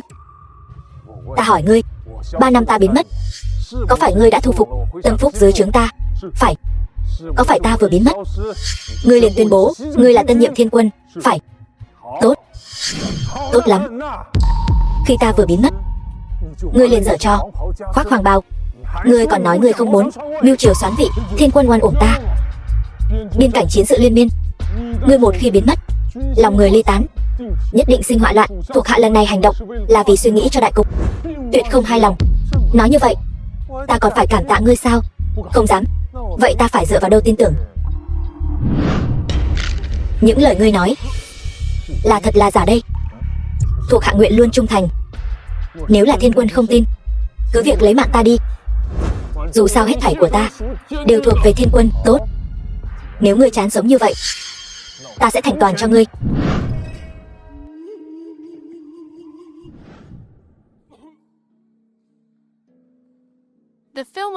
Ba năm nay, biên cảnh chưa khởi chiến sự, ngươi quản lý coi như không tệ. Ta tạm thời tin tưởng lời ngươi nói là thật.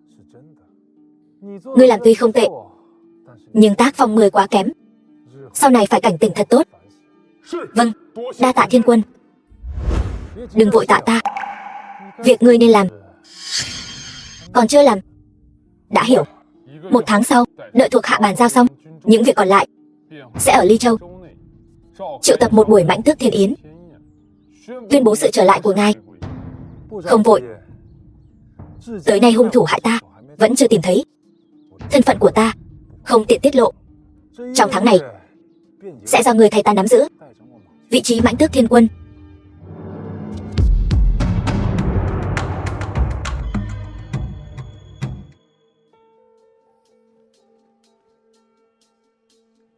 Sao lâu vậy? Liệu có chuyện gì xảy ra không? Đừng vội, chờ thêm chút nữa. Đừng đợi nữa. Hắn không ra được đâu. Biết đâu Thiên Quân đại nhân nổi giận, liền đem tên rác rưởi không biết trời cao đất dày này cho toái thì vạn đoạn rồi. Chỉ là Thiên Quân đại nhân nể mặt các ngươi, không trực tiếp lấy mạng hắn. Hỗn xược. Nói cái gì? Tin hay không, ta sẽ nát miệng ngươi. Không. Không thể nào. Sao ngươi còn sống? Thiên Quân đại nhân, sao ngài không xử hắn? Tô Lăng lần này hành động là vì cứu thê tử của mình, là vì đại nghĩa. Ta vì sao phải xử hắn? Chuyện hôm nay đến đây chấm dứt. Nếu để bổn tọa biết người ở đây dám lấy chuyện này mà làm khó Tô Lăng, bổn tọa nhất định không tha. Trần đại thiếu gia, ta chưa mất mạng, người có phải rất không cam tâm không? Tô Lăng, ngươi đừng đắc ý quá sớm. Mối thù đoạn tay này nhất định sẽ báo.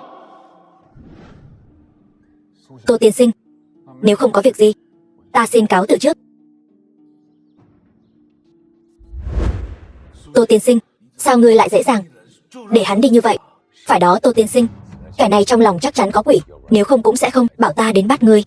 Bây giờ vẫn chưa có bằng chứng xác thực, không thể lạm sát người vô tội. Hơn nữa ta đã thả lưới ra ngoài, chính là nói vì không muốn các thế lực khác thôn tính, nên cả hai người dùng ta làm con rối để chống lại hắn. Nếu hắn thật sự có âm mưu Mãnh Tước Thiên Yến, 1 tháng sau hắn tự khắc sẽ lộ nguyên hình. Phải rồi, mấy ngày nay người hãy trở về biên giới đi. Dù sao ngươi cũng là người đứng đầu thập tam trấn thủ. Nếu ta đi thì ngài sẽ thiếu một trợ thủ. Ta biết, nhưng vẫn phải lấy đại cục làm trọng. Đợi ta xử lý xong mọi việc liên quan, nếu ta còn cần ngươi, ta sẽ tự liên lạc với ngươi. Vâng. Phải rồi, 1 tháng sau, thiệp mời Mãnh Tước Thiên Yến cũng gửi cho Vũ Nhu một cái nhé. Vâng. Hạo Ngọc Phường. Tô Lăng, ngươi quá bốc đồng rồi. Ngươi có biết, phường chủ Hạo Ngọc Phường và Ngụy gia tuy cùng là cựu bộ của tiền nhiệm Thiên Quân, nhưng không biết vì sao lại với Ngụy gia như nước với lửa, đã minh tranh ám đấu mấy năm rồi. Bây giờ ngươi với Ngụy gia quan hệ thân thiết, khỏi nghĩ tới mua được một khối ngọc thượng hạng. Ngươi có thể an toàn ra khỏi Hạo Ngọc Phường hay không cũng là một ẩn số. Là vậy sao?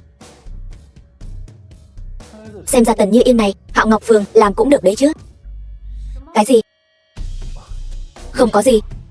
Tần Như Yên thân là phường chủ Hạo Ngọc Phường, thế lực ngập trời, thậm chí không thua gì thủ lĩnh thập tam trấn thủ ở biên cảnh. Người có thể ngồi lên vị trí này sẽ không thể nào làm khó người khác đâu. Ta tin cô ấy sẽ không làm khó ta. Thôi, đi nào.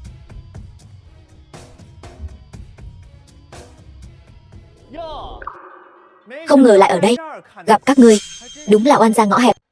Ngươi đúng thật là lành sẹo quên đau, còn dám ra đây làm yêu làm quái. Sao? Là muốn ta bẻ gãy cánh tay của ngươi lần nữa sao? Tô Lăng, lai lịch của ngươi ta sớm đã điều tra rõ ràng rồi. Ngươi chẳng qua chỉ là con rối do Ngụy gia và Dương Trấn Thủ cùng nhau nâng đỡ. Ngươi cũng nên xem bây giờ đang ở đâu. Đây là Hạo Ngọc Phường.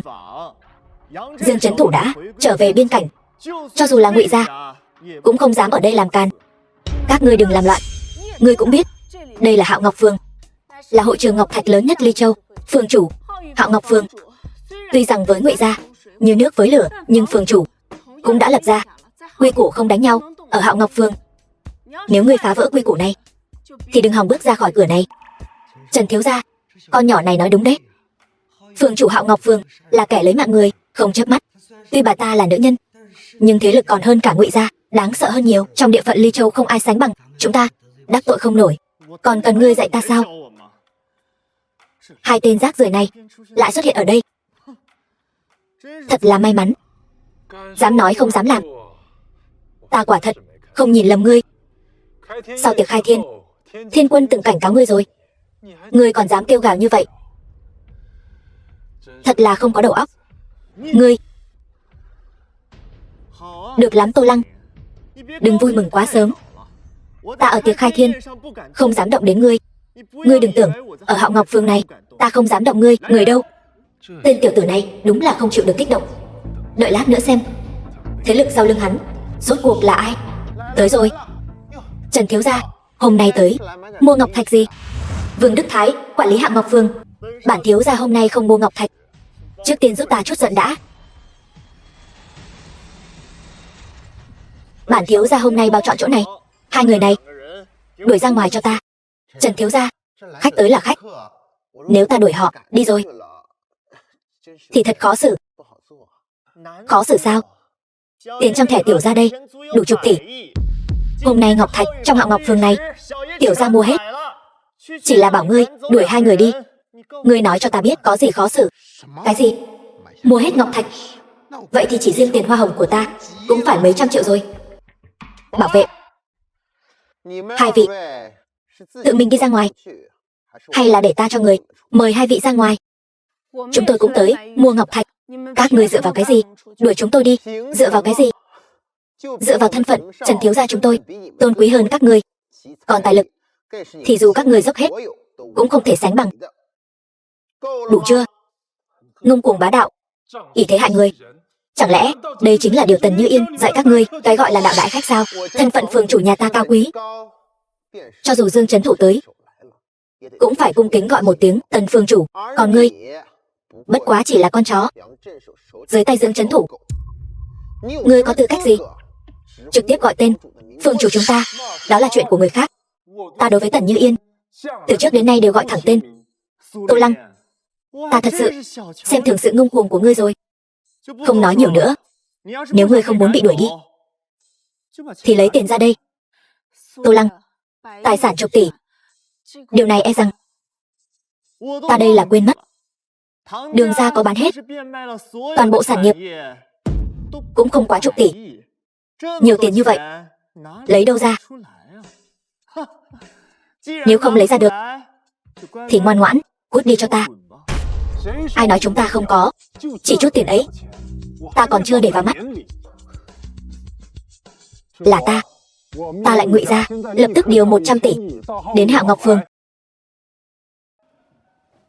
Ra. Tô tiên sinh đã hồi quy. 1 tháng sau sẽ một lần nữa đăng lâm ngôi vị Mãnh Tước Thiên Quân. Người sao vẫn còn trong mày khổ sở vậy? Tô tiên sinh tuy chuẩn bị trở lại ngôi vị Thiên Quân, nhưng chàng đã cưới Đường Vũ Nhu làm vợ. Mai sau nhất định sẽ trọng dụng Đường gia. E rằng thời gian sắp tới, Ngụy gia chúng ta sẽ bị thay thế. Ra, người lo lắng quá rồi. Tô tiên sinh nhân hậu, thâm minh đại nghĩa, chàng sẽ không làm chuyện qua cầu rút ván như vậy. Ngọc Chi, con vẫn phải nắm bắt cơ hội. Nếu con có thể được Tô tiên sinh sủng ái, Ngụy gia chúng ta mới thật sự không còn âu lo. Ra, người đang nói gì vậy? Tô tiên sinh đã cưới Đường tiểu thư làm vợ. Người làm vậy chẳng phải là để con làm tiểu tam sao? Chuyện này thì có gì? Lịch triều lịch đại, kẻ làm nên đại sự, ai mà chẳng tam thê tứ thiếp. Huống hộ Ngọc Chi con, cầm kỳ thi họa, cái nào cũng tinh thông, dung mạo lại càng tuyệt sắc. Điểm nào thua kém cái Đường gia đại tiểu thư kia chứ? Còn bây giờ thiếu chính là một cơ hội. Ngụy tổng, Tô tiên sinh muốn chúng ta lập tức điều động 100 tỷ tiền đến Hạo Ngọc Phường, chẳng có việc gấp. Đang lo không có cơ hội cho cô thể hiện trước mặt Tô tiên sinh. Cơ hội này không phải đã đến rồi sao? Đây là toàn bộ số tiền của Ngụy gia chúng ta trong một quý, tận hơn 100 tỷ. Cô bây giờ hãy mang tới, đưa cho Tô tiên sinh. Ngụy gia chúng ta có thể đứng vững hay không là nhờ vào lần này. Vâng, cháu gái tuyệt đối không phụ lòng. Ra giao phó, đi. Tô Lăng, đừng tưởng rằng có Ngụy gia chống lưng là ngươi có thể làm càn. Toàn bộ người Ly Châu đều biết Tần phường chủ và Ngụy gia là kẻ thù không đội trời chung. Nếu ngươi dùng Ngụy gia làm lá chắn, chỉ càng khiến ngươi mất nhanh hơn thôi. Vậy sao? Nhưng ta lại thấy ngươi sẽ mất trước ta đấy. Làm ra vẻ ta đây. Ngươi đừng tưởng là Ngụy gia sẽ vì cái thứ rác rưởi như ngươi mà đối đầu với Hạo Ngọc Phường đến cùng chứ. Ngươi cái đồ rác rưởi này cũng quá coi trọng mình rồi. Nhìn cái khí thế này của bọn họ, chắc chắn là sẽ không bỏ qua đâu. Tô Lăng, hay là chúng ta đi trước đi. Cho dù chúng ta có Ngụy gia và Dương trấn thủ chống lưng, thì lúc này cũng không thể làm theo ý bọn họ được. Yên tâm đi Vũ Nhu, lát nữa muội sẽ thấy hắn như rác rưởi bị quẳng ra ngoài. Đến nước này rồi, ngươi còn cố giữ thể diện. Ta thật sự đã đánh giá thấp khả năng chịu đựng của ngươi rồi. Nhưng mà bản thiếu gia đã hết kiên nhẫn chơi với các ngươi rồi. Trần thiếu gia, chuyện nhỏ này sao có thể để ngài ra tay được chứ? Cứ để tiểu nhân lo liệu. Người đâu? Ném bọn chúng ra ngoài cho ta. Ta chỉ cho các ngươi thời gian 5 giây quỳ xuống xin lỗi. Qua 5 giây này, các ngươi ngay cả cơ hội này cũng không có. Tiếc thật, 5 giây này ta cũng chẳng muốn cho ngươi. Bây giờ sẽ đánh cho ngươi quỳ xuống cầu xin. Dừng tay.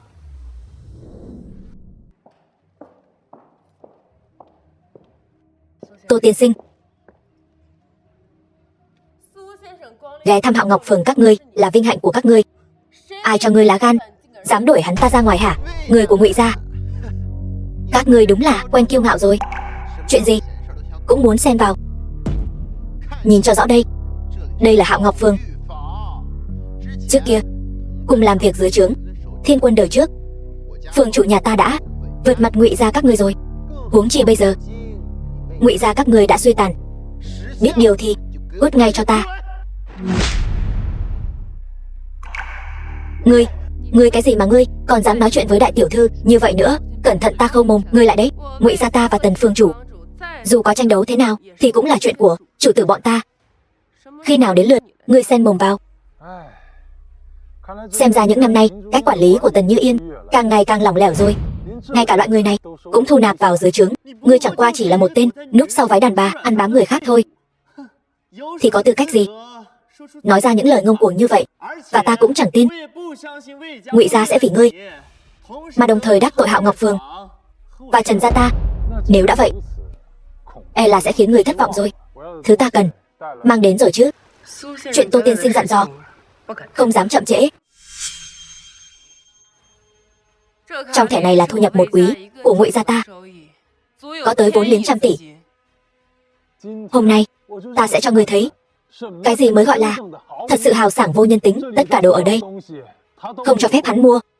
Hễ thứ hắn nhìn chúng, ta đều thu mua với giá gấp 3. Tô Lăng, ngươi đang sỉ nhục ta sao? Ta nào dám chọc Trần đại thiếu gia. Đồ ở đây, tất cả ta đều thích hết. Muốn mua về chơi đùa thôi. Nếu Trần đại thiếu gia không vui, thì có thể bỏ tiền ra mua chúng về. Tô Lăng, ngươi bắt nạt người quá đáng. Ngươi thật sự nghĩ Ngụy gia có thể bảo vệ ngươi cả đời sao? Vậy e rằng ngươi sẽ thất vọng đấy. Ngụy gia thật sự có thể đứng về phía ta cả đời. Thôi, đừng lằng nhằng nữa. Nếu ngươi vẫn không lấy ra được tiền, thì ta sẽ đuổi ngươi. Dù sao ngươi đứng đây thật chướng mắt, phá hỏng hứng thú của ta. Không nghe Tô tiên sinh nói gì sao, còn không làm theo? Là chê Ngụy gia ta tài lực không đủ sao? Có cần ta phái người mang thêm tiền tới không? Ngụy đại tiểu thư nói đùa rồi. Ngụy gia chính là gia tộc tài Việt đứng đầu Ly Châu. Ta nào dám nghi ngờ tài lực của ngài. Ta sẽ làm theo lời ngài căn dặn. Còn đứng ngây ra đó làm gì? Còn không mau tống cổ kẻ đắc tội Tô thiếu gia này ra ngoài cho ta. Ta là Trần đại thiếu gia. Các ngươi dám làm vậy với ta sao? Ngươi đối xử với người khác thế nào thì người khác sẽ đối xử với ngươi như vậy. Lần sau nhớ đừng ngông cuồng như thế, dễ bị người ta ghét lắm đấy. Ta ngông cuồng là vì ta có bản lĩnh để ngông cuồng. Tô Lăng, đừng tưởng rằng có Ngụy gia chống lưng cho ngươi. Thật thú vị. Vậy ta muốn xem Trần đại thiếu gia, ngươi có bản lĩnh gì mà động đến ta? Chỉ bằng cái này.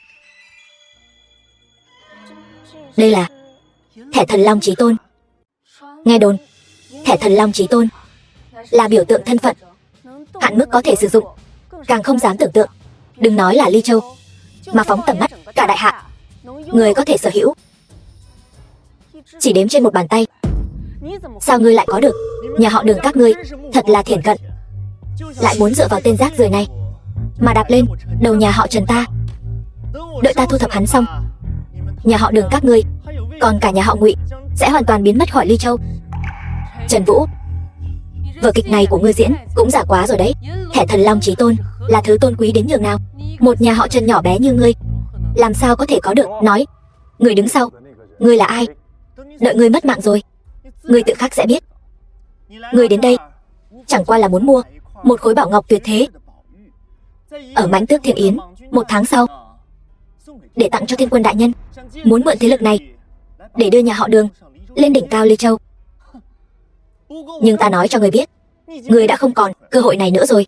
Ngươi đừng tưởng chỉ bằng tấm thẻ này là ngươi có thể dồn ta vào đường cùng được. Đúng vậy, sở hữu tấm thẻ này là có thể có được tài lực địch quốc và quyền thế giới thần chủ. Hôm nay ta sẽ lấy danh nghĩa tội khi quân phạm thượng ngay tại chỗ này xử tử các ngươi ngay lập tức. Trần Vũ, ngươi dám giữa Thanh Thiên Bạch Nhật gán cho chúng ta tội danh lớn như vậy? Ngươi thật sự cho rằng có tấm thẻ này là có thể muốn làm gì thì làm sao? Ta chính là muốn làm gì thì làm. Cho ngươi một cơ hội, bây giờ ngươi lấy mạng bọn họ đi. Chuyện ngươi vừa xúc phạm ta coi như bỏ qua. Nếu không được, đa tạ Trần thiếu không chấp tiểu nhân, tôi sẽ làm theo lời ngài. Tô tiên sinh phải làm sao? Tình hình bây giờ dù ông tôi có đến, e là cũng không ổn định lại được. Tô Lăng, chúng ta vẫn nên rời đi trước. Trần Vũ bây giờ khí thế đang thịnh, nếu chúng ta cứng đối cứng, e là sẽ thiệt nhiều hơn lợi.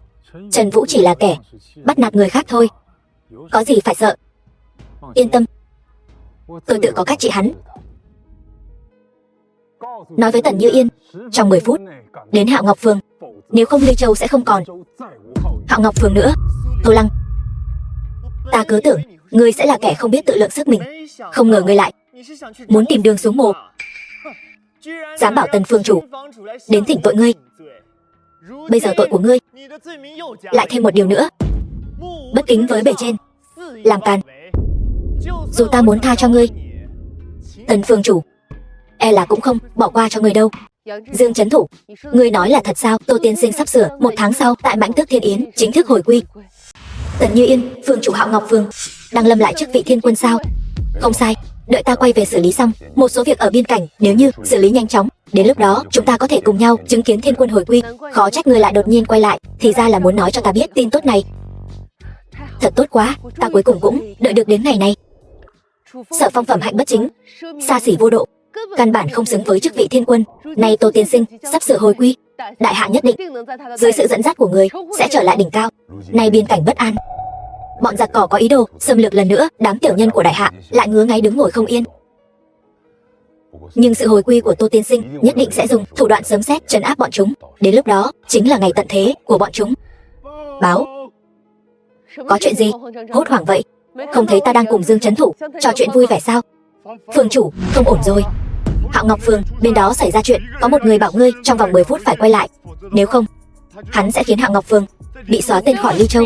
Đã lâu rồi không có ai dám ngông cuồng nói chuyện với ta như vậy. Người đó là ai? Hắn nói hắn tên Tô Lăng. Cái gì là Tô tiên sinh? Tần Phương chủ, ngươi mau về Ly Châu đi. Tô tiên sinh nhất định là gặp phải chuyện gì rồi mới nói lời quan trọng như vậy. Dương huynh, ngươi không đi cùng sao? Mệnh lệnh Tô tiên sinh giao cho ta là trấn thủ biên cảnh, nếu ta cùng ngươi quay về thì là kháng mạnh. Ta tin tưởng năng lực của Tần phương chủ, dù Tô tiên sinh gặp chuyện gì ngươi cũng đều có thể giải quyết được. Ta đến chỉ gây thêm phiền phức. Được, đi với ta, ý kiến Tô tiên sinh. Tần phương chủ tuy là mỹ nhân nhưng tính tình không tốt lắm.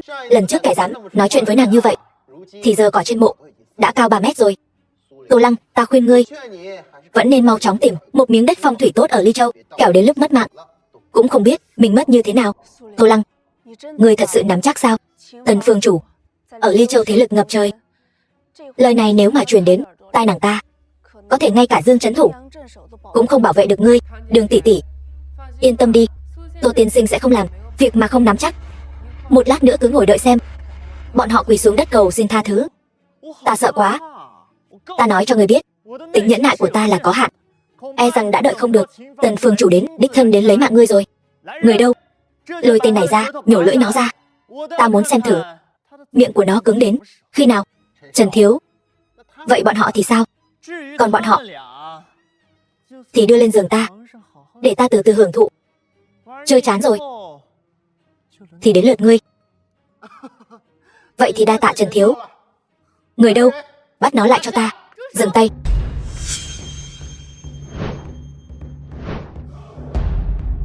Cái gì? Tần phương chủ lại thật sự đến rồi. Phương chủ, ngài sao lại đến đây?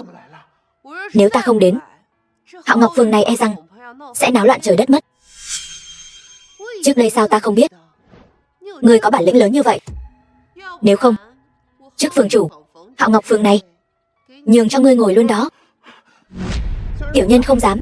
Cho tiểu nhân thêm 100 lá gan nữa, tiểu nhân cũng không dám mơ tưởng đến vị trí phường chủ của ngài. Vậy chuyện hôm nay rốt cuộc là thế nào?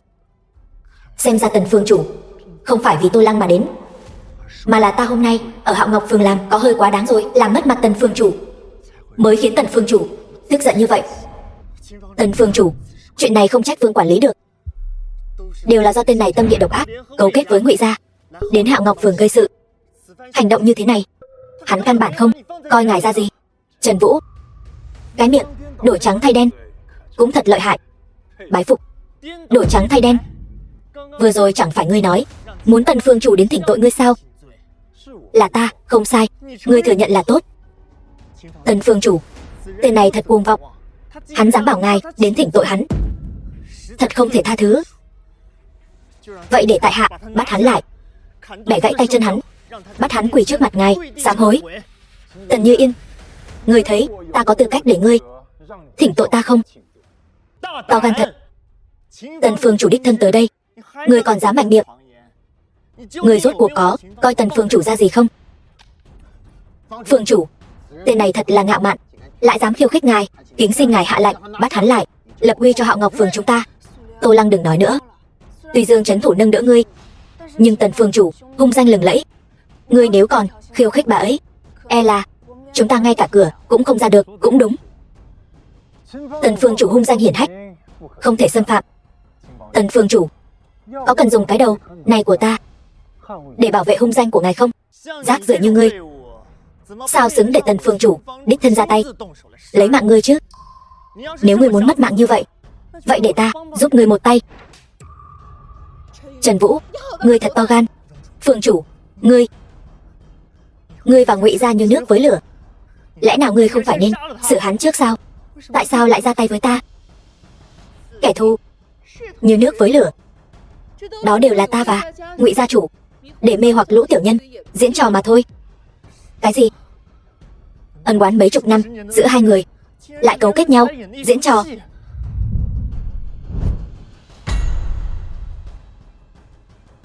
Tô tiên sinh, là ta quản lý không tốt để ngài bị kinh hãi, xin ngài trách phạt ta.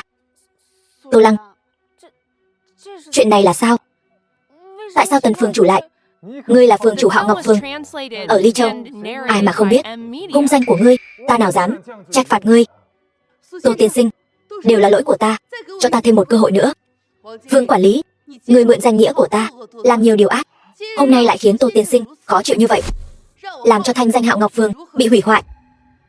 Ta tuyên bố cách chức ngươi khỏi vị trí quản lý Hạo Ngọc Phường, đuổi ngươi khỏi Ly Châu, vĩnh viễn không được quay lại.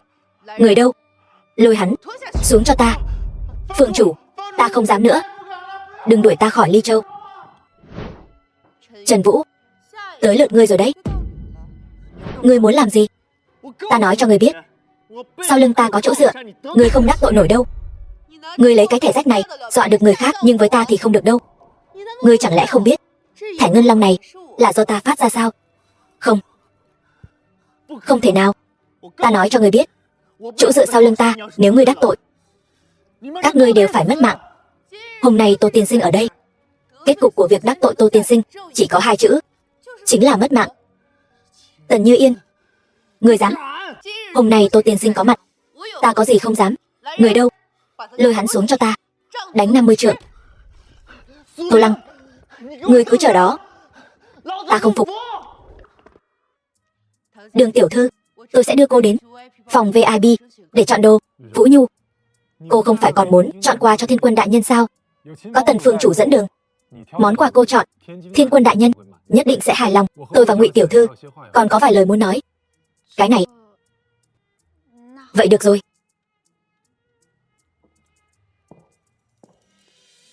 Tô tiên sinh, mời đi lối này.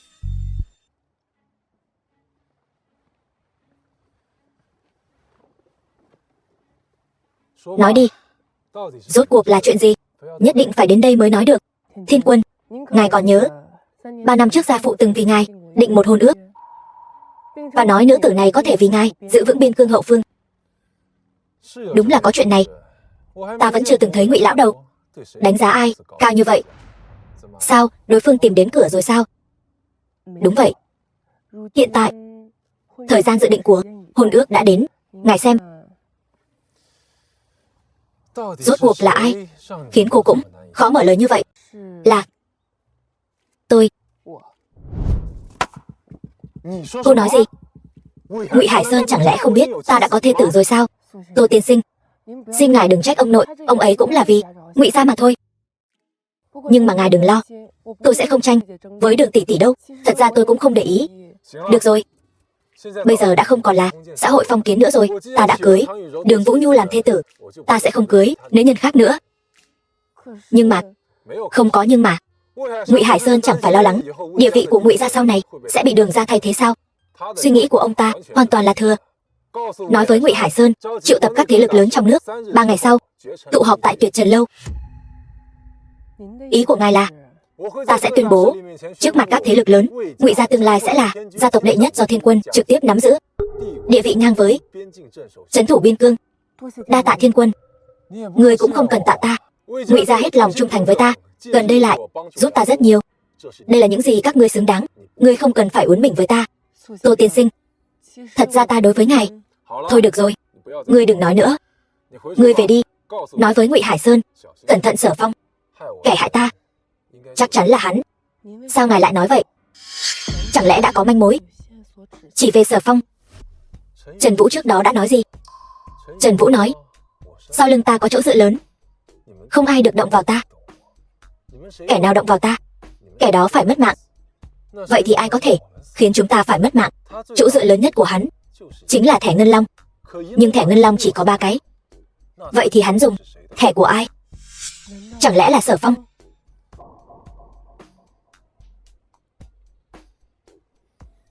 Đi đi, sau khi việc này xong xuôi, tất cả sẽ là sân nhà của chúng ta. Dạ thuộc hạ hiểu.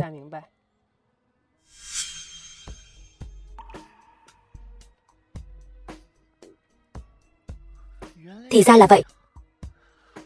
Tô Lăng, 3 ngày nữa, ta nhất định sẽ khiến ngươi thân bại danh liệt.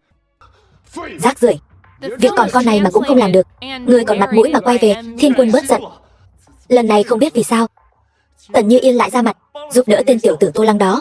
Nếu không, ta đã sớm xử lý hắn rồi. Đủ rồi, đừng nói nữa. Xem như ta nhìn lầm ngươi. Lại trọng dụng tên rác rưởi nhà ngươi. Ngươi vẫn nên biến đi. Đừng mà, Thiên Quân đại nhân, ta còn nghe nói Tô Lăng nói với Ngụy Ngọc Chi ngươi muốn hại hắn. Cái gì? Ta đột nhiên nghĩ ra một kế, có thể lập tức đưa Tô Lăng xuống mồ. Nói, trước đó ta ở Hạo Ngọc Phương nghe được cuộc nói chuyện của Tô Lăng. Chúng ta có thể mượn cớ vu oan cho Ngụy gia. Vì lợi ích của mình, muốn gả Ngụy Ngọc Chi cho Tô Lăng làm thiếp. Hành động như vậy thật đáng khinh bỉ. Hơn nữa, Ngụy gia lại có dã tâm, bỏ ra số tiền lớn mua chuộc Dương Trấn Thủ và Tần Như Yên. Thêm vào đó, tên ngốc Tô Lăng kia muốn mượn danh nghĩa Thiên Quân để nâng đỡ Ngụy gia. Đến lúc đó là có thể hạ bệ tất cả bọn chúng. Chiêu này của ngươi thật thâm độc, nhưng ta thích.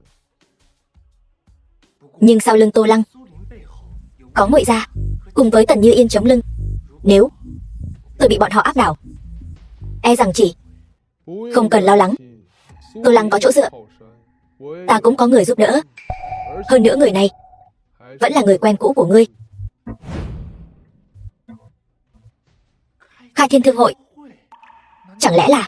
Đúng vậy, cứ việc đi làm đi. Có chuyện gì ta gánh cho ngươi.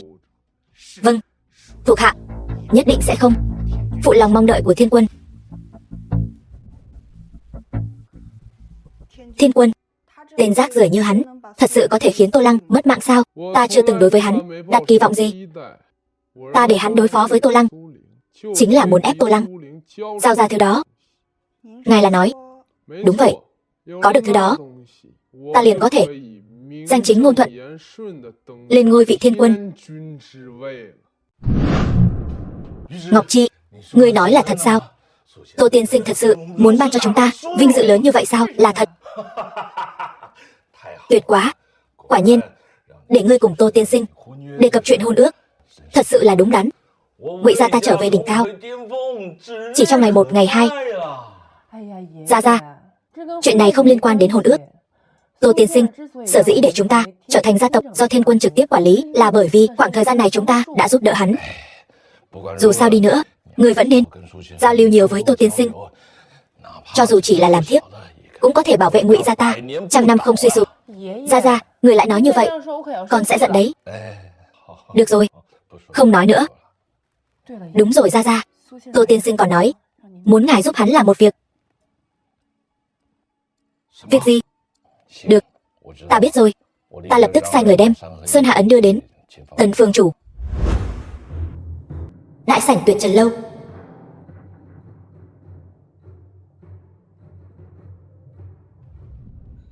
Tô tiên sinh, mời. Đại điển thụ phong. Tô tiên sinh, việc này làm không tệ. Xem ra người thật sự muốn để Ngụy gia trở lại đỉnh cao đại hạ. Với thân phận của Tô tiên sinh, thuộc hạ chắc chắn không dám chậm trễ. Nhưng mà chuyện của ngài và Ngọc Chi.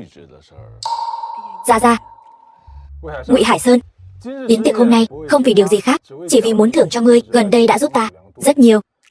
Còn nữa, chuyện này đừng nhắc lại nữa, nếu không... Vâng, thuộc hạ hiểu lầm rồi. Xin Tô tiên sinh thứ lỗi. Chuyện gì vậy? Không có gì, thời gian không còn sớm nữa, vào chỗ đi. Vâng, Tô tiên sinh, mời ngồi vị trí cao nhất. Ngươi có tư cách gì ngồi ở vị trí này?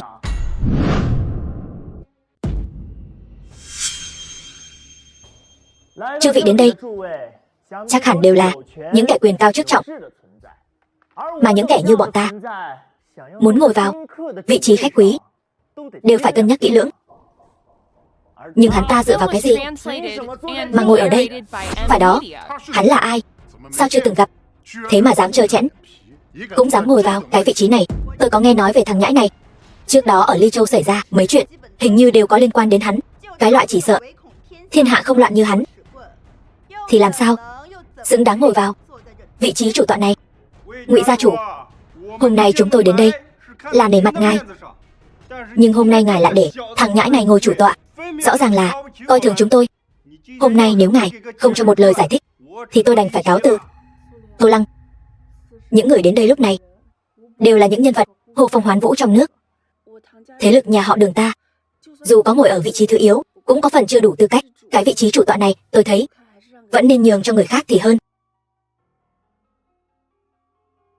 Vị trí chủ tọa này vốn dĩ là của chúng tôi.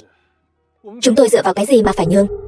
Nếu không có vị trí chủ tọa này thì tôi cũng chẳng có hứng thú đến để đối phó với đám ô hợp này. Ngài nói có đúng không, Ngụy gia chủ? Đúng vậy. Yến tiệc hôm nay tất cả mọi người ở đây, vị trí này ngoài Tô tiên sinh không ai có thể ngồi. Ngụy gia chủ, yến tiệc hôm nay có thể nói là quân hùng hội tụ, những nhân vật có máu mặt trong nước đều tụ họp tại đây. Cái thằng nhãi Tô Lăng này lại dám ngông cuồng như vậy. Trong số những người ở đây chẳng phải ai cũng có thể dễ dàng bóp nát hắn sao? Vậy mà ngài lại nói ngoài hắn ra không ai có thể ngồi vị trí này. Chẳng phải là quá coi thường chúng tôi hay sao? Đúng vậy, tôi không quan tâm hắn ta đã làm gì ở Ly Châu, gây ra sóng gió gì trong mắt chúng tôi. Hắn ta chẳng là cái thá gì, cuồng vọng. Thân phận cao quý của Tô tiên sinh không phải thứ mà các người có thể tưởng tượng được. Các người bây giờ quỳ xuống xin lỗi, Tô tiên sinh có lẽ còn tha cho các người một mạng. Được thôi, vậy chúng tôi muốn biết thằng nhãi này có lai lịch gì mà lại khiến cho Ngụy gia phải khúm núm như vậy. Hôm nay Ngụy gia chúng tôi muốn tuyên bố một chuyện lớn, mà chuyện lớn này lại có liên quan đến Tô tiên sinh. Vậy ta muốn đại diện cho các vị ở đây hỏi một câu, rốt cuộc là chuyện lớn gì khiến những nhân vật có máu mặt trong nước tụ họp tại đây? Nhờ Tô tiên sinh ưu ái, Ngụy gia chúng tôi nhận được sự tín nhiệm của Thiên Quân, sắp sửa trở thành gia tộc do Thiên Quân trực tiếp quản lý, địa vị ngang hàng với trấn thủ biên cương. Cái gì? Thiên Quân đại nhân trực tiếp quản lý Ngụy gia, chẳng phải là muốn đưa Ngụy gia lên đỉnh cao của đại hạ sao? Khó trách Ngụy gia có thể tụ tập nhiều thế lực đến đây như vậy, thật là một chuyện kinh thiên động địa. Không đúng, Ngụy gia chủ, theo ta được biết, hôm nay mọi người tụ họp ở đây hình như còn có một chuyện khác muốn tuyên bố. Thằng nhãi này quả nhiên muốn gây chuyện. Sở Phong lại muốn làm gì? Trần Vũ, ngươi có ý gì? Nếu ngươi ngại nói ra thì để ta nói thay vậy. Chư vị, hôm nay ta còn muốn tuyên bố một chuyện, chính là Ngụy gia muốn gả ái nữ của mình cho tên tiểu tử Tô Lăng này làm thiếp. Cho dù Ngụy gia không còn ở thời kỳ đỉnh cao thì cũng được xem là một gia tộc hàng đầu của đại hạ. Ngụy gia chủ lại muốn gả ái nữ của mình cho tên tiểu tử này làm thiếp. Cái này Tô Lăng rốt cuộc là nhân vật nào lại có thể khiến Ngụy gia chủ bỏ ra tâm huyết lớn như vậy? Tô Lăng rốt cuộc là chuyện gì vậy? Tất cả đều là hắn vu oan giá họa cho ta. Loại người như hắn muốn dồn ta vào đường cùng thì còn chuyện gì mà không làm được nữa. Ta vu oan cho ngươi, mọi người có thể thử nghĩ xem. Tô Lăng, hắn chẳng qua chỉ là một kẻ đào ngũ. Dương Trấn Thủ vì sao lại yêu ái ngươi như vậy? Chẳng phải là do Ngụy gia đứng sau đầu tư và hỗ trợ sao? Bây giờ Tô Lăng, ngươi đã vùng lên, Ngụy gia không thể khống chế được nữa, mới nghĩ đến chuyện để Ngụy Ngọc Chi gả cho Tô Lăng làm thiếp để lấy lòng Dương Trấn Thủ, Tần phương chủ. Không ngờ đúng là tai vách mạch rừng. Cuộc nói chuyện giữa ta và Ngụy Ngọc Chi đều bị ngươi nghe thấy hết, còn bị ngươi thêm mắm dặm muối nói ra. Ta chỉ là không muốn thấy Đường tiểu thư bị đùa giỡn mà thôi. Đường tiểu thư, ngươi suy nghĩ cho kỹ, vì sao Tô Lăng sai ngươi rời đi ở riêng với Ngụy Ngọc Chi để trò chuyện? Chẳng phải là không muốn cho ngươi biết chuyện này sao? Bất quá ta thật không ngờ Tô Lăng gan ngươi lớn đến mức này, cư nhiên mượn danh Tần phương chủ và Dương Trấn Thủ, thêm mượn danh nghĩa thần quân vì Ngụy gia mưu cầu tư lợi. Trần Vũ, thủ đoạn đổi trắng thay đen của ngươi chơi hay thật. Đổi trắng thay đen, ngươi dám trước mặt Đường tiểu thư mà thề Ngươi và Ngụy Ngọc Chi thật sự không có hôn ước sao? Chuyện hôn ước quả thật có. Cái gì? Ngụy gia đại tiểu thư cư nhiên cùng tên tiểu tử này thật sự có hôn ước? Ngụy gia gia chủ thật muốn đem nữ nhi của mình gả cho hắn làm thiếp sao? Không ngờ ngươi vì nịnh bợ Ngụy gia lại làm loại chuyện này. Trong mắt ngươi còn có ta không? Chư vị có lẽ không biết, Tô Lăng từng ngây dại 3 năm, thế nhưng đều là Đường tiểu thư ở bên cạnh chăm sóc mới có thể khôi phục thần trí. Ân tình như vậy Tô Lăng hắn không biết ơn cũng đành, còn muốn nạp nữ nhân khác làm thiếp. Một kẻ bất trung bất nghĩa như vậy có tư cách gì đứng trên đời? Có tư cách gì cùng chúng ta ngồi chung? Đúng, Trần Thiếu nói không sai. Loại người này đứng ở đây ta cũng thấy ghê tởm, mau đuổi hắn ra ngoài. Không sai, Trần Lĩnh Lý gia ta là người đầu tiên không dung tha hắn. Đuổi hắn ra ngoài cho ta.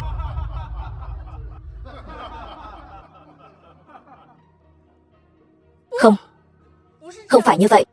Tô tiên sinh không phải loại người như vậy. Chúng tôi có hôn ước không sai, nhưng mấy ngày trước Tô tiên sinh đã hủy hôn ước rồi. Tô Lăng, đồ vô dụng. Người vĩnh viễn chỉ biết trốn sau lưng nữ nhân, còn để một nữ nhân lên tiếng giúp ngươi. Người rốt cuộc có phải là nam nhân không? Tô tiên sinh chưa từng làm chuyện phản bội Đường tiểu thư. Tất cả những chuyện này đều là lỗi của tôi. Tôi nguyện lấy mạng sống đổi lấy thanh danh cho Tô tiên sinh. Dừng tay. Vì đám ô hợp này mà mất mạng, chuyện này không đáng. Ta Tô Lăng làm việc từ trước đến nay đều là trong lòng không thẹn. Ta chưa từng nói muốn cưới Ngọc Chi thì chính là không có. Có ai trong các ngươi không tin, cứ việc tiến lên một bước. Chuyện này liên quan đến tiểu nữ và danh dự của Tô tiên sinh. Nếu có người ở hiện trường không có bằng chứng, nói bừa, Ngụy Hải Sơn nhất định không tha cho hắn. Vũ Nhu, nàng phải tin ta. Cuộc đời này ta chỉ yêu một mình nàng, ta sẽ không yêu nữ nhân khác. Ta Ngụy gia chủ, người thật là to gan lớn mật, cư nhiên muốn dựa vào sức của một mình để bịt miệng dư luận. Ta thật là mở mang tầm mắt. Lời ta nói chính là chân tướng, cớ sao phải bịt miệng người khác? Chân tướng. Được, trước tiên không bàn chuyện cuộc nói chuyện bí mật mấy ngày trước giữa ngươi và Ngụy Ngọc Chi, mà hôm nay Ngụy gia lại tuyên bố hắn muốn trở thành thiên quân, thân trưởng gia tộc. Chuyện như thế này ta chưa từng nghe thiên quân đại nhân tuyên bố qua. Người đây chẳng phải là mượn danh thiên quân muốn cho địa vị của Ngụy gia lên một tầng nữa sao? Tô Lăng, ta cũng muốn biết rốt cuộc chuyện này là như thế nào. Ngụy gia có thể trở thành gia tộc thân trưởng của thiên quân là bởi vì làm việc có công mới được ban thưởng này. Còn về chuyện hắn nói để Ngọc Chi gả cho ta làm tiểu thiếp để Ngụy gia từ nay phất lên, hoàn toàn là bịa đặt. Thiên quân đại nhân tọa trấn biên cương, trưởng quản triệu binh sĩ, chính là vị thần hộ mạnh tối cao của nước ta. Ngươi một kẻ đào ngũ có tư cách gì đại diện cho thiên quân đại nhân để nâng cao địa vị của Ngụy gia? Sao ngươi lại chắc chắn ta không phải thay mặt thiên quân đại nhân mà đến? Tô Lăng, sự ngu xuẩn của ngươi thật sự vượt quá sự tưởng tượng của ta. Đại sự như thế này cần thiên quân đại nhân thân bút văn thư tuyên cáo thiên hạ. Ngươi nói miệng mà muốn chúng ta tin ngươi. Ngươi e rằng đều coi chúng ta là kẻ ngốc rồi sao? Đúng vậy, một câu nói của ngươi mà muốn Ngụy gia cưỡi trên đầu chúng ta. Ngươi cũng nghĩ quá đẹp rồi. Ngụy gia hôm nay nếu không đưa ra được văn thư bổ nhiệm của thiên quân đại nhân, chúng ta nhất định sẽ lên danh tấu lên để thiên quân đại nhân trừng phạt Ngụy gia. Vì danh lợi công khai nạp thiếp, ruồng bỏ người vợ Tào Khang, mượn danh nghĩa thiên quân giả mạo chuyện bổ nhiệm. Tội ác như thế này đủ để cho ngươi chịu sự khinh bỉ của vạn người. Hôm nay ngươi dù không mất mạng thì sau này cũng như chuột nhắt, chỉ xứng sống ở cống rãnh thôi. Vậy sao? Vậy nếu ta có thể đưa ra văn thư bổ nhiệm, ngươi sẽ làm thế nào? Nếu ngươi có thể đưa ra văn thư bổ nhiệm, ta sẽ quỳ xuống liếm sạch giày của ngươi. Được, nhớ lời ngươi nói đấy. Ngọc Chi, việc mà Tô tiên sinh dặn dò trước đó thế nào rồi? Đáng lẽ ra đã được gửi đến rồi. E là trên đường có chuyện gì làm trì hoãn rồi. Quả nhiên là cùng đường mặt lộ. Ngươi đừng dãy dụa nữa, ngoan ngoãn hưởng thụ mùi vị thân bại danh liệt này đi. 1 phút, ta chỉ cho ngươi 1 phút để suy nghĩ. Quỳ xuống khấu đầu tạ lỗi với ta. Ta có thể cân nhắc để ngươi toàn thây. Nếu không, sau ngày hôm nay Trần gia sẽ bị diệt môn. Ngươi có phải chưa hiểu rõ tình hình không? Hủy hoại triều cương, tự ý hạ phát bổ nhiệm, chỉ riêng 2 tội này cũng đủ để ngươi bị xử tử tại chỗ. Đáng lẽ ra ngươi phải quỳ xuống khấu đầu nhận tội với ta. Ta có tội hay không, không đến lượt ngươi phán xét. Tất cả các ngươi ở đây đều không có tư cách này. Tên tiểu tử này thật là ngông cuồng. Đường tiểu thư, vì tên rác rưởi này mà uổng phí mất 3 năm thanh xuân của cô, thật là lãng phí. Hay là cô đến với tôi đi, tôi sẽ cho cô hưởng thụ khoái cảm của việc làm phụ nữ.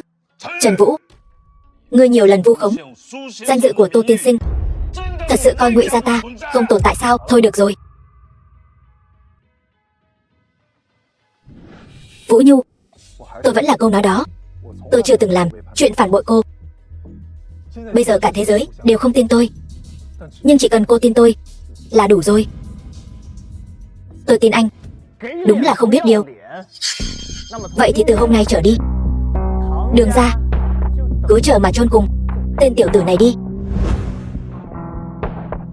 Tiếc thay mạng sống của ngươi chỉ còn lại 10 giây thôi. Ngươi còn ở đây làm bộ làm tịch, ta không còn kiên nhẫn chơi với ngươi nữa. Người đâu, bắt hắn lại, trực tiếp đưa đến trước mặt Thiên Quân đại nhân nhận tội. Dừng tay.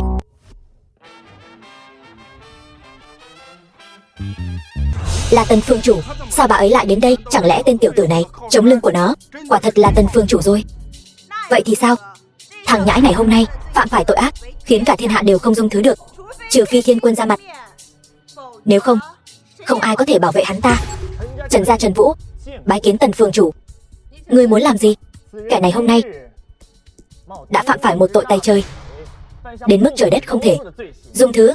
Bọn ta sẽ bắt hắn lại, trực tiếp đưa đến trước mặt Thiên Quân đại nhân trừng trị tội ác. Ngươi Trần Vũ là cái thá gì, dám lạm dụng tư hình, thật sự coi mình là Thiên Quân rồi. Ta nói sao ngươi lại bình tĩnh như vậy? Thì ra ngươi tưởng Tần Như Yên có thể bảo vệ được ngươi, nhưng ta nói cho ngươi biết, ngươi sẽ thất vọng đấy. Tần Như Yên, ta cũng cho ngươi một lời khuyên, ngươi tốt nhất đừng nhiều chuyện. Nếu không thì Hạo Ngọc Phường của ngươi, vị trí phường chủ cũng chưa chắc ngồi vững được đâu. Tốt lắm, ta muốn xem thử trong bụng ngươi có mấy lá gan dám nói chuyện với ta như vậy. Tần Như Yên, Tần đại nhân, ngài muốn lấy thế áp người sao? Hắn ta muốn chọc giận để ngươi ra tay, sau đó sẽ bắt bẻ. Đừng mắc mưu hắn. Hôm nay nếu không đưa ra được văn thư bổ nhiệm Thiên Quân tự tay viết, thì đừng hòng cứu được hắn. Ngươi cũng vậy. Ý gì? Ngươi đang uy hiếp ta? Không, sao ta dám uy hiếp ngài chứ? Ta chỉ muốn nói với ngươi, tránh xa tên nhóc đó ra, nếu không sẽ bị liên lụy. Chư vị, ta nói đúng chứ? Đúng vậy, Tần phương chủ. Tên tiểu tử này cứng đầu tự phụ, lại vô cùng ngông cuồng. Hắn có biết chỉ Thiên Quân mới có thể ban xuống bổ nhiệm. Chúng ta đây là đang trừ hại cho Thiên Quân. Kính xin Tần phương chủ đừng tự hủy tiên đô, nếu không trừ bỏ tên này sẽ là một mối họa lớn. Bọn ta ủng hộ Trần thiếu. Tần phương chủ, ngươi thấy chưa, đây mới là lòng dân. Nếu ngươi nhất quyết bảo vệ Tô Lăng tên tiểu tử đó, vậy ta đành phải liên hợp chư vị thế gia tấu lên Thiên Quân đại nhân. Cách trước ngươi. Tô tiên sinh, phải làm sao đây? Xem ra ngươi vì muốn hại ta mất mạng, thật sự đã tốn không ít công sức. Tiếc là tâm tư của ngươi sẽ uổng phí thôi. Ta biết các ngươi đều muốn dẫm ta xuống đất, và còn lấy điều đó ra mà chế nhạo ta. Thế nhưng các ngươi làm sao lại chắc chắn như vậy? Ta nhất định không xuất trình được chiếu thư bổ nhiệm chứ? Ngươi cũng chẳng tự soi gương xem mình là cái dạng gì. Văn thư chính thức do Thiên Quân tự viết, ngươi cũng có tư cách nhận được sao? Có kẻ sắp rơi đầu rồi mà vẫn chưa tự biết. Thật đáng thương. Mở to con mắt của các ngươi ra mà xem, đây là cái gì? Đây thật sự là chiếu thư bổ nhiệm của Thiên Quân đại nhân sao? Nhớ đến Kinh Châu Ngụy gia, một lòng trung thành, phò tá ta nhiều năm, lập công hiển hách, này đặc biệt sắc phong, làm người thân tín trưởng quản gia tộc, đứng đầu tất cả các gia tộc tại đại hạ, ngang hàng với trấn thủ, xem như ban thưởng.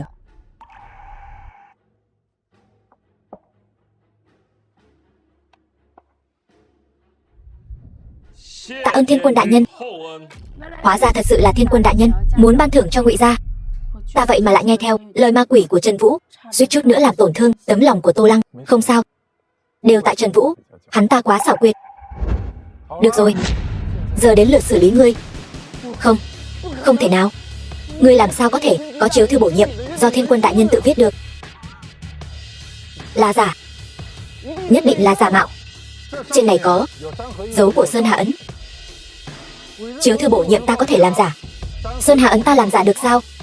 Sơn Hà ấn, đó chính là binh phù có thể điều động triệu binh sĩ biên giới, chỉ có Thiên Quân đại nhân mới có thể sở hữu. Xem ra chiếu thư bổ nhiệm này là thật rồi. Hôm nay ta phụng mệnh Thiên Quân sắc phong Ngụy gia, người 3 lần 7 lượt đẩy ta vào cảnh bất nghĩa. Tần Như Yên, theo luật pháp đại hạ nên xử lý thế nào? Tội sỉ nhục đặc sứ Thiên Quân, phá hoại đại sự sắc phong, theo luật pháp xử tử trước công chúng. Hiện giờ trong số các vị ở đây còn ai muốn bảo vệ hắn ta không? Nếu đã vậy thì đừng vội lấy mạng hắn. Trần đại công tử, còn nhớ lời cá cược vừa rồi của chúng ta không? Cá cược? Cá cược gì? Trần đại công tử quả thật là quý nhân, hay quên ta cũng có thể nhắc nhở cho ngươi. Nếu ta xuất trình được chiếu thư bổ nhiệm, ngươi phải quỳ xuống dập đầu tạ lỗi.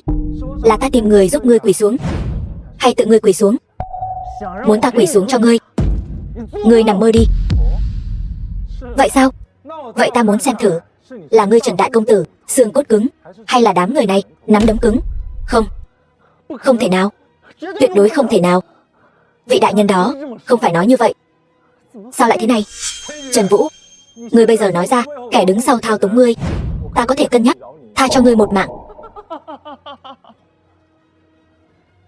Kẻ chống lưng cho ta là Khai Thiên Thương hội.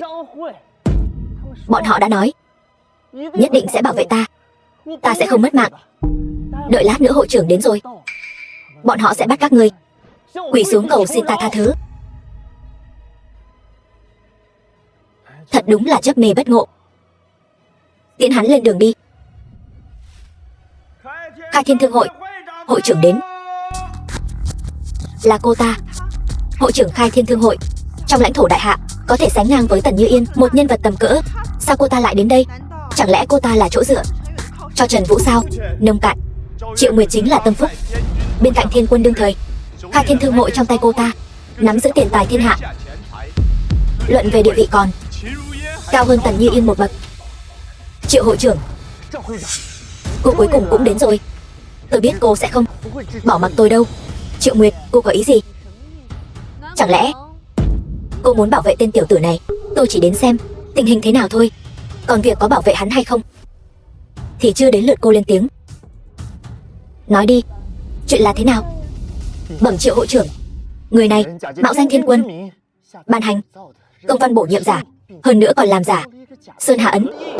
Sau khi bị tôi phát hiện, hắn muốn lấy mạng tôi diệt khẩu ngay trước mặt mọi người. Có chuyện này sao? Triệu Nguyệt với tư cách là hội trưởng Khai Thiên Thương hội, lẽ ra phải biết Sơn Hà ấn là thật hay giả. Cô mở ra xem thử, chẳng phải sẽ rõ sao? Tô Lăng, trò mèo của ngươi chỉ có thể lừa được người khác, nhưng tuyệt đối không qua được mắt của Triệu hội trưởng ta. Bây giờ ta xem ngươi còn chạy đi đâu được.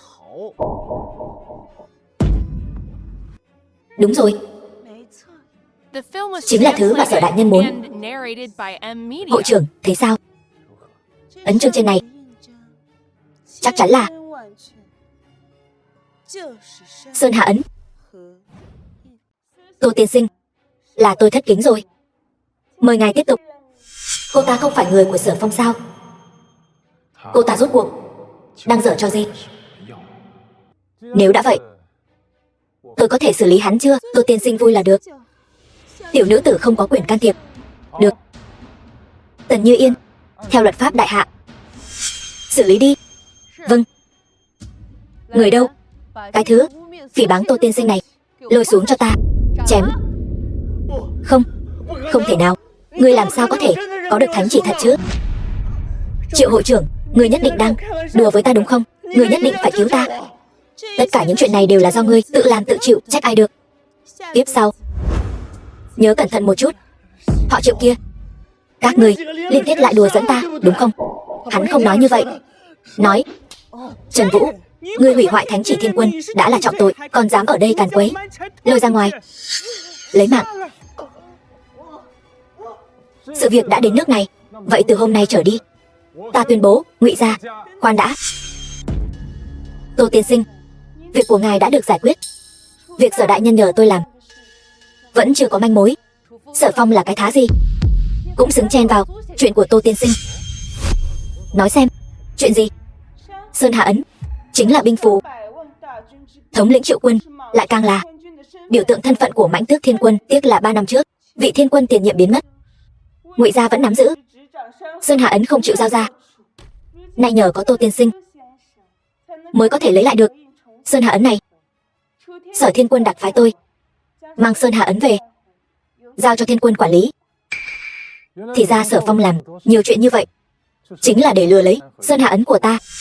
Sở Phong, hắn sao dám làm vậy?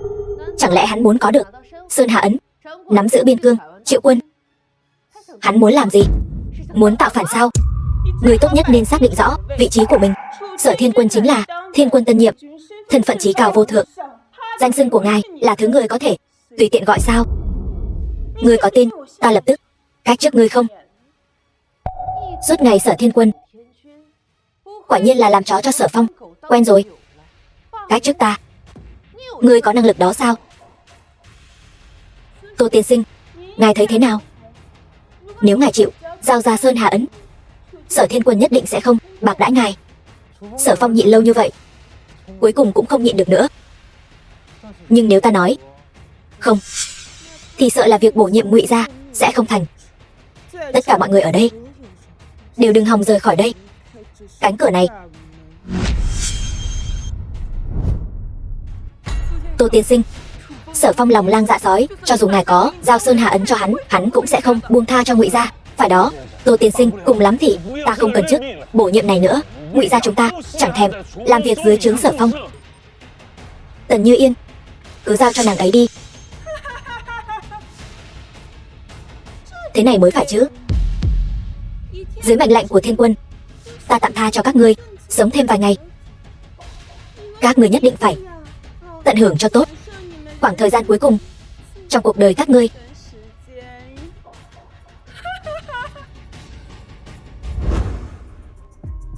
Tô tiên sinh, ngài quá nóng vội rồi. Giao Sơn Hà ấn cho hắn, Sở Phong sẽ không còn nỗi lo về sau nữa. Vùng biên giới nhất định sẽ đại loạn.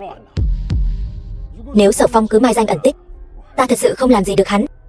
Nhưng bây giờ hắn đã lộ rõ nanh vuốt, thì hắn cũng sắp đến ngày tàn rồi. Thế nào, lấy được thứ đó chưa? Không phụ sự phó thác của Thiên Quân, chỉ là Trần Vũ đã để lộ thân phận. Ngài chính là kẻ chủ mưu đứng sau, để tránh bị người ta dị nghị. Ta đã diệt khẩu hắn. Không sao, ta bảo tên đó đối phó với Tô Lăng chính là muốn Tô Lăng lấy ra Sơn Hà ấn này. Hiện giờ thứ này đã tới tay, cái mạng của hắn cũng không còn quan trọng. Không ngờ ta đã nhiều lần ra lệnh cho Ngụy gia giao nộp Sơn Hà ấn mà lại không có phản hồi. Vậy mà bây giờ lại là tên vô dụng Trần Vũ này giúp ta lấy được Sơn Hà ấn. Thiên Quân, giờ thứ đó đã tới tay rồi, vậy tiệc Mãnh Tước Thiên Yến có thể hủy bỏ được không? Hủy bỏ? Tại sao phải hủy bỏ? Ta không những không hủy, mà ta còn muốn thiết yến mời Tô Lăng, quản đãi hắn tử tế. Tại sao vậy? Bây giờ chúng ta đã có được thứ chúng ta muốn rồi. Không lấy mạng Tô Lăng thì thôi, tại sao còn phải? Ta không chỉ muốn lấy mạng, mà còn muốn giày vò tinh thần hắn. Ta muốn Tô Lăng tận mắt chứng kiến tất cả những thứ vốn thuộc về hắn đều bị ta cướp mất, rồi từ từ cảm nhận từ trên đỉnh cao rơi xuống vực sâu. Cái cảm giác tuyệt vọng đó. Thì ra là vậy. Ta lại không nghĩ ra được. Quả nhiên, trí tuệ của thiên quân không phải thứ ta có thể đoán được. Ngươi làm rất tốt. Bây giờ, Sơn Hà Ấn đã tới tay. Ta có thể trở thành Mãnh Tước Thiên Quân thực sự rồi. Bây giờ, chính là ta đã đến lúc thưởng cho ngươi, yêu nghiệt.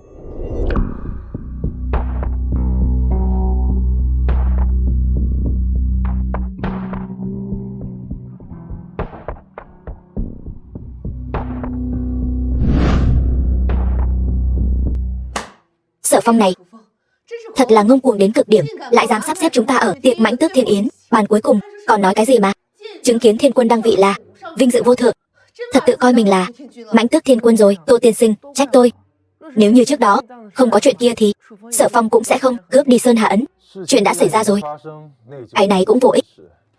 Nay Sở Phong vạch mặt cũng coi như là chuyện tốt. Hắn đã mời ta đi, vậy ta phải đi xem hắn có thể dở cho gì. Tô tiên sinh, tuyệt đối không được. Sở Phong trước đó đã mua chuộc nhiều thế lực của ngài, giờ có Sơn Hà Ấn, càng như hổ mọc thêm cánh. Hắn đưa thiệp mời này cho ngài chính là muốn kích ngài đến đó. Nếu ngài thật sự đi thì sẽ là cửu tử nhất sinh. Đúng vậy, Tô tiên sinh, chuyện này là do Ngụy gia chúng tôi gây ra. Yến tiệc này cứ để tôi thay ngài đi. Nhân cơ hội này, ngài có thể trốn khỏi Ly Châu, tìm kiếm cơ hội để vùng lên. Khốn cảnh trước mắt lại đẩy thuộc hạ của mình ra chịu mất mạng, còn mình thì sống. Đó không phải là cách hành sự của ta. Ngày mai tại Mãnh Tước Thiên Yến, ta nhất định sẽ đến để cùng Sở Phong làm rõ. Tô tiên sinh, đủ rồi. Đừng nói nữa, ta đã quyết rồi. Nếu các ngươi thật lòng muốn tốt cho ta thì hãy bảo vệ tốt Vũ Nhu. Vâng. Chuyện ta giao cho ngươi, làm thế nào rồi? Yên tâm đi, Tô tiên sinh, mọi việc đang diễn ra theo đúng như ngài dự liệu. Tốt lắm. Buổi tiệc của thiên quân.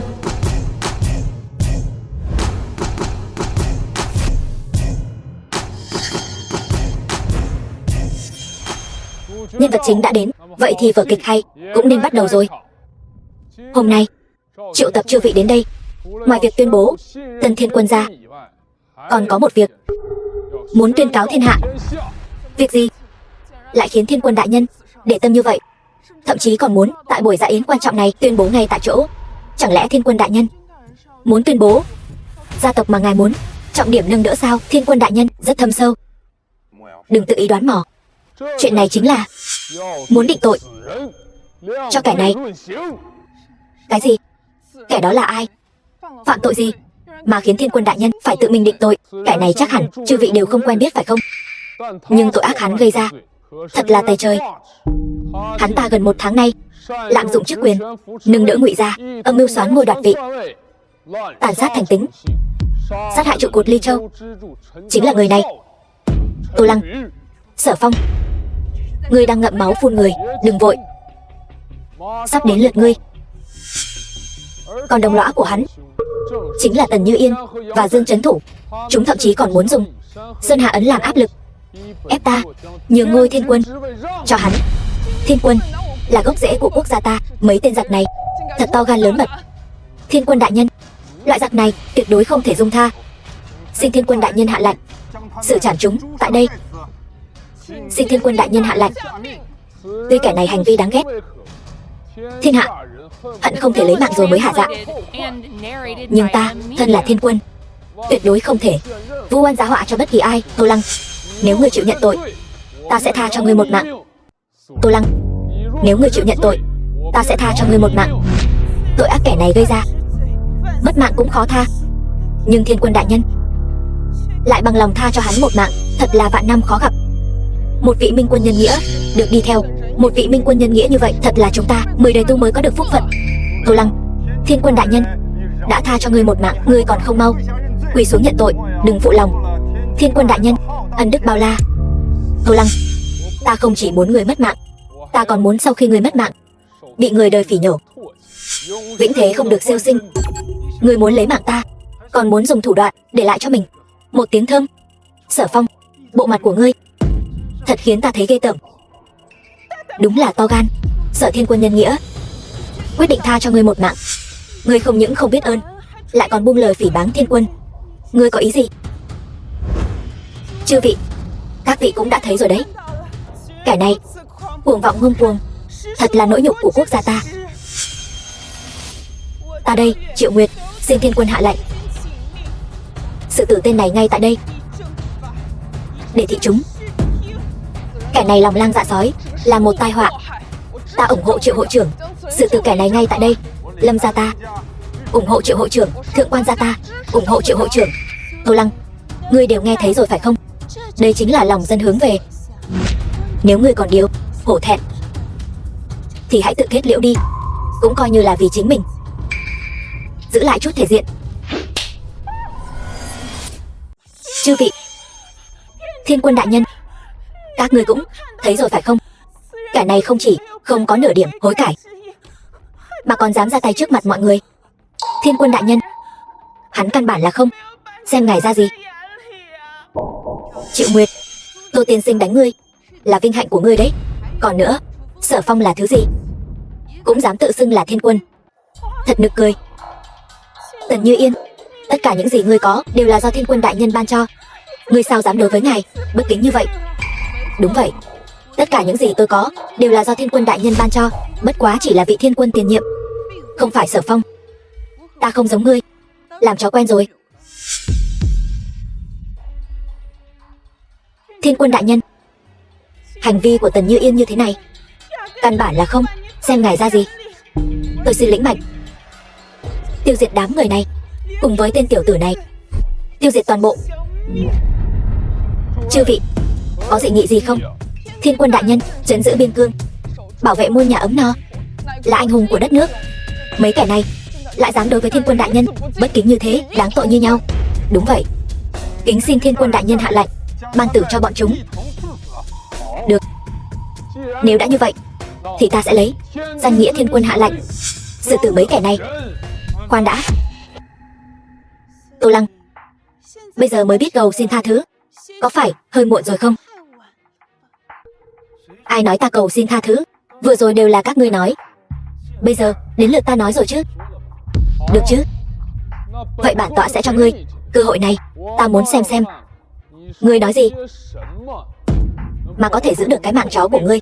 Sở Phong, ai có thể chứng minh ngươi chính là Thiên Quân chân chính? Ta còn tưởng ngươi sẽ nói gì đó. Bản tọa đã nắm giữ ngôi vị Thiên Quân hơn 3 năm, công lao hiển hách. Ai mà không biết ta chính là Mãnh Tước Thiên Quân chân chính.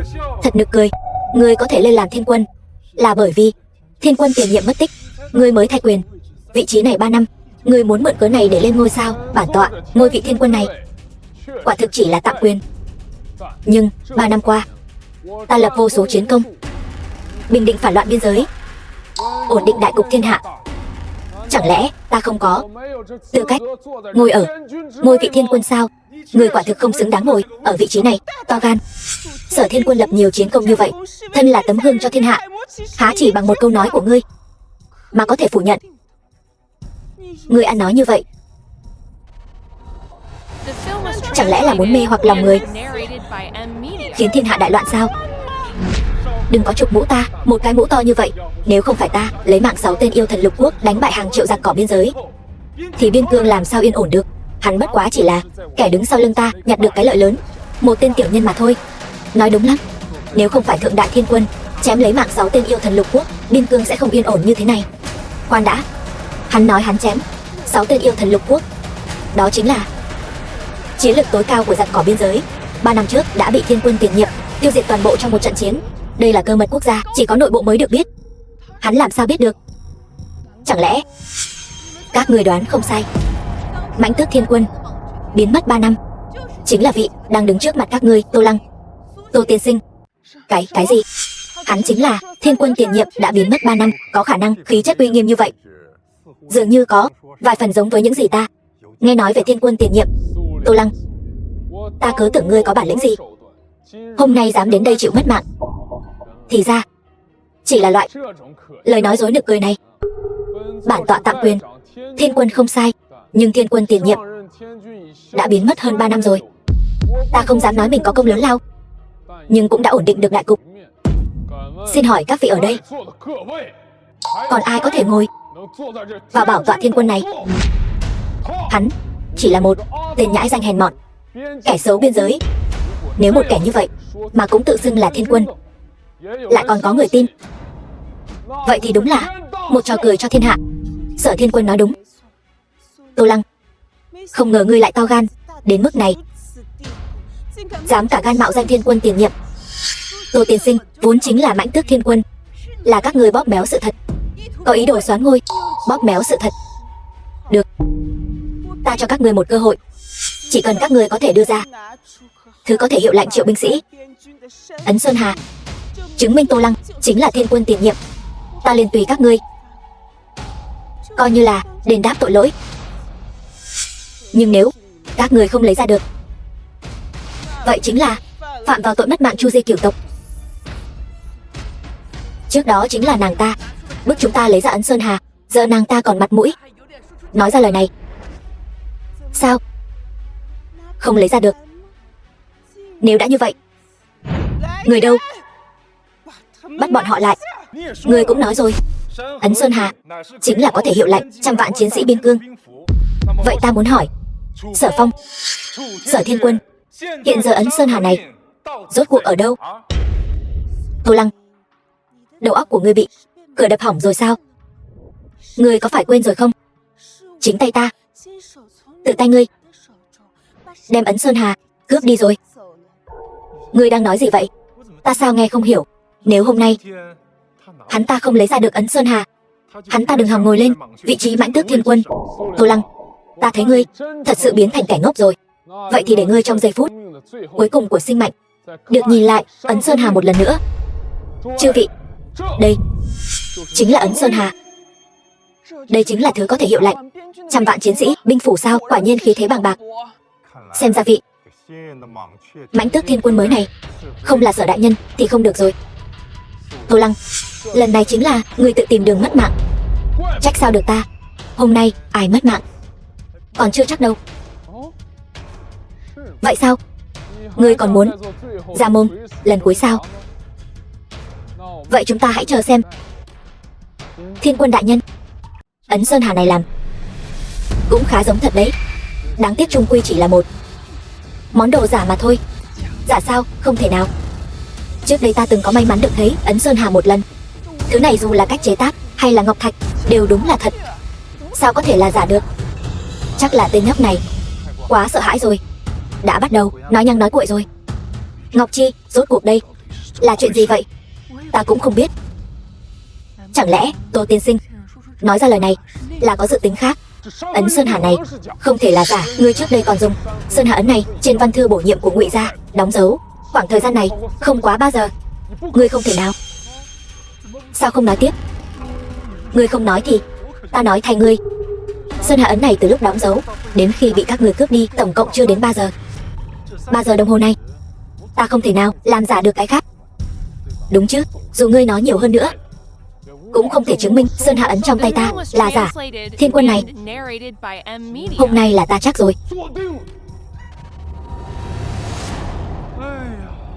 Sở Phong, ngươi vẫn còn quá non nớt. Hôm nay ta dám đến đây là bởi vì ta có đủ tự tin để lật đổ ngươi. Chư vị, đây chính là Sơn Hà ấn thật.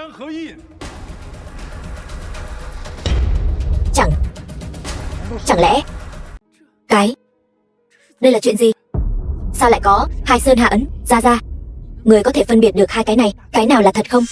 Hai cái này từ cách chế tác đến chất lượng ngọc bích đều giống hệt nhau. Ngay cả ta, người đã bảo quản nó 3 năm cũng không phân biệt được thật giả. Tình hình hiện tại là sao? Rốt cuộc cái nào mới là Sơn Hà ấn thật, ai mới là Thiên Quân đại nhân?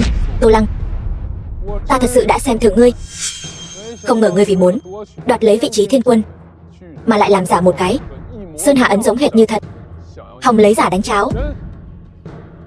Chư vị, kẻ này thật to gan, dám mạo danh Thiên Quân. Còn chuyện gì mà hắn ta không làm được nữa? Ta thậm chí còn nghi ngờ hắn chính là do bọn giặc biên giới phái tới làm nội gián, mục đích chính là đoạt lấy vị trí thiên quân này để lật đổ quốc gia chúng ta. Thật nực cười, có những kẻ sắp mất mạng đến nơi rồi vẫn thích nói nhảm. Thôi được, hôm nay ta sẽ cho ngươi mất mạng một cách minh bạch, cho ngươi biết tại sao Sơn Hà Ấn lại là biểu tượng của Mãnh Tước Thiên Quân. Bởi vì nó và ta khí vận tương thông.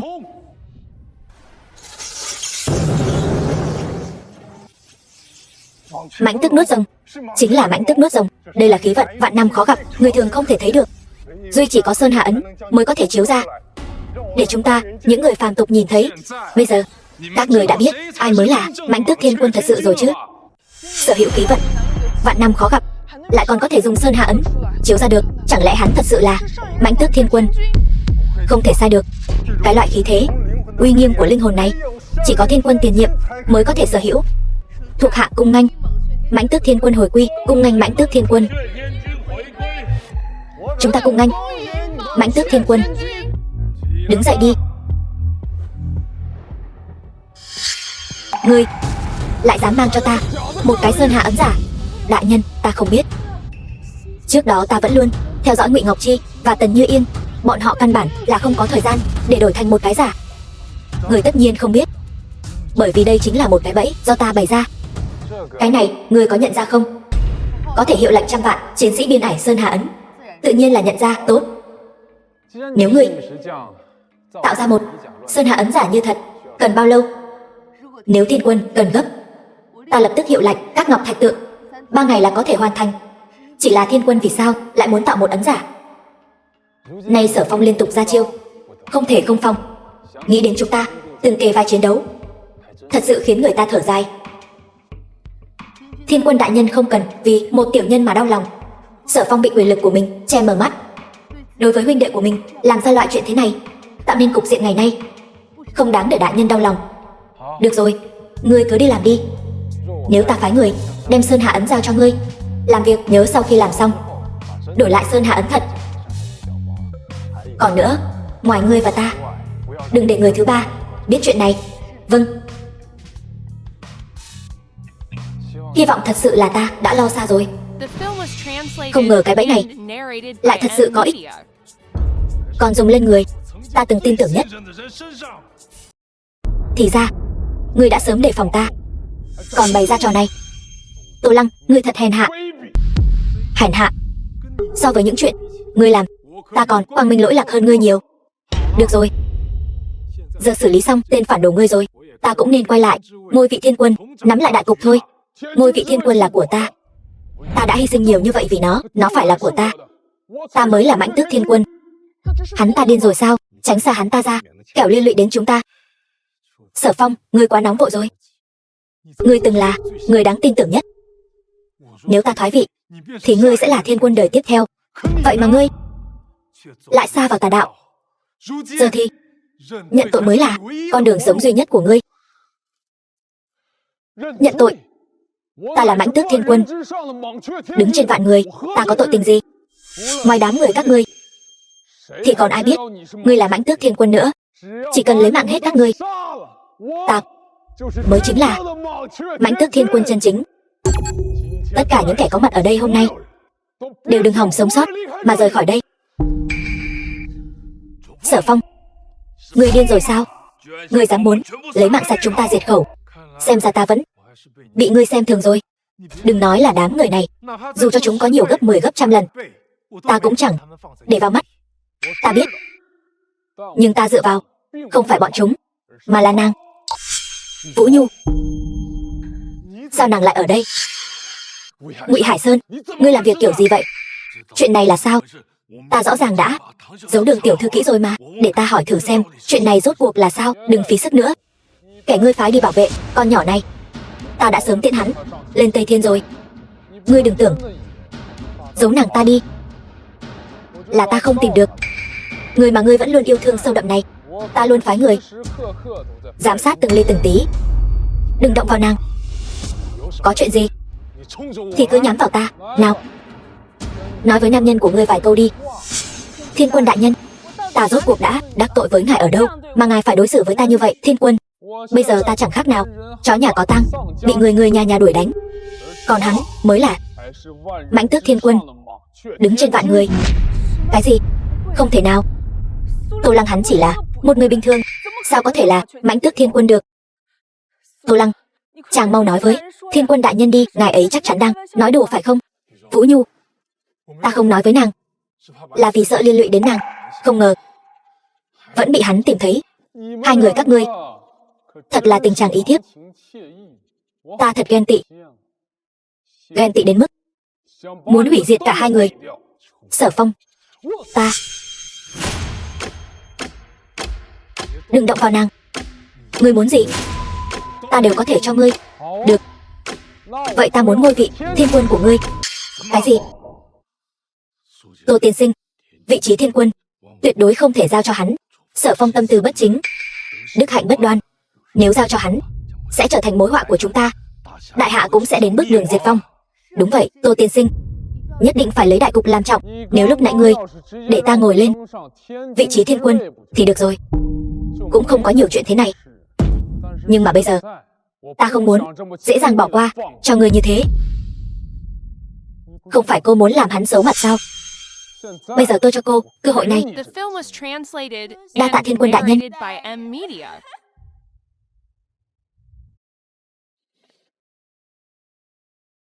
Như Yên, tránh ra. Nhưng mà Thiên Quân, tránh ra.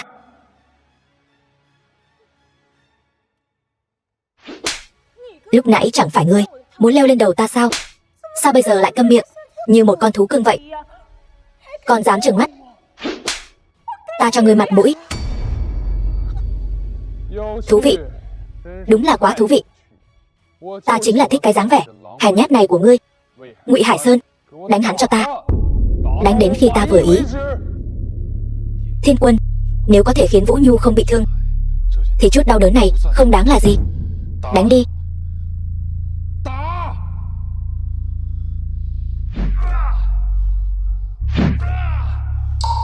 Đủ rồi. Ai cho ngươi dừng tay hả? Ta nói đánh đến khi ta vừa ý mà. Ta nói đủ rồi. Nếu các ngươi lại làm hại Tô Lăng, ta lập tức cắn lưỡi tự kết liễu. Cô dám uy hiếp tôi? Đại nhân, việc quan trọng hiện tại là ép Tô Lăng giao ra vị trí Thiên Quân. Chơi cũng chơi đủ rồi, bây giờ nên bàn chính sự thôi. Tô Lăng, nếu ngươi không muốn để cho nữ nhân của ngươi lên đường thì mau giao vị trí Thiên Quân ra cho ta. Không được. Tô Lăng, vị trí Thiên Quân của anh liên quan đến sự yên bình của đại hạ, không thể giao cho loại người này. Sự nhẫn nại của ta là có giới hạn. Ta thân là Mãnh Tước Thiên Quân, không bao giờ thỏa hiệp với kẻ khác. Ngươi không muốn nữ nhân của ngươi sống sao? Ngươi không làm gì được đâu. Được, ngươi đúng là một kẻ vong ân bội nghĩa. Vậy thì ngươi nhìn xem ta có khiến cô ta lên đường không?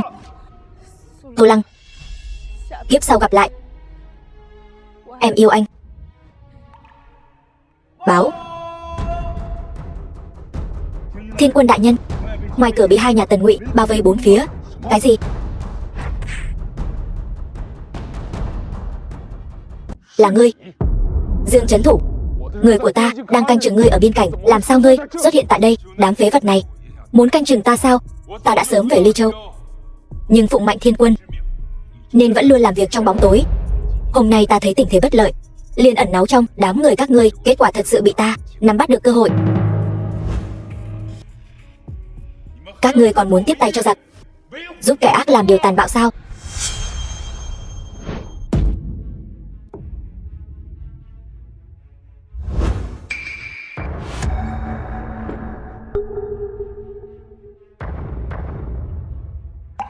Tô Lăng, ta sợ quá. Ta sợ sau hôm nay sẽ không còn được gặp chàng nữa. Đừng sợ, ta chẳng phải vẫn luôn ở đây sao? Được rồi, ta nên đi xử lý một số việc. Sở Phong, nợ nần giữa chúng ta nên tính toán cho rõ ràng. Ngươi nghĩ ta thật sự sợ ngươi sao? Hôm nay ngươi mất mạng thì ta sống.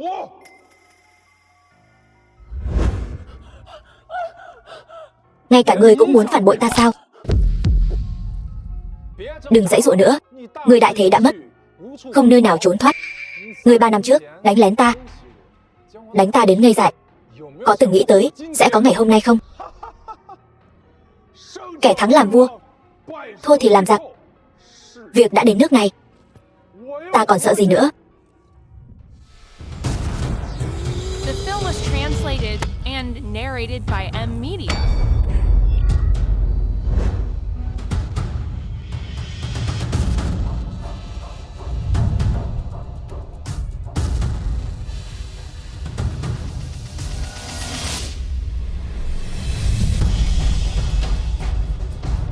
Tuyên cáo thiên hạ, ta, Mãnh Tước Thiên Quân đã trở lại.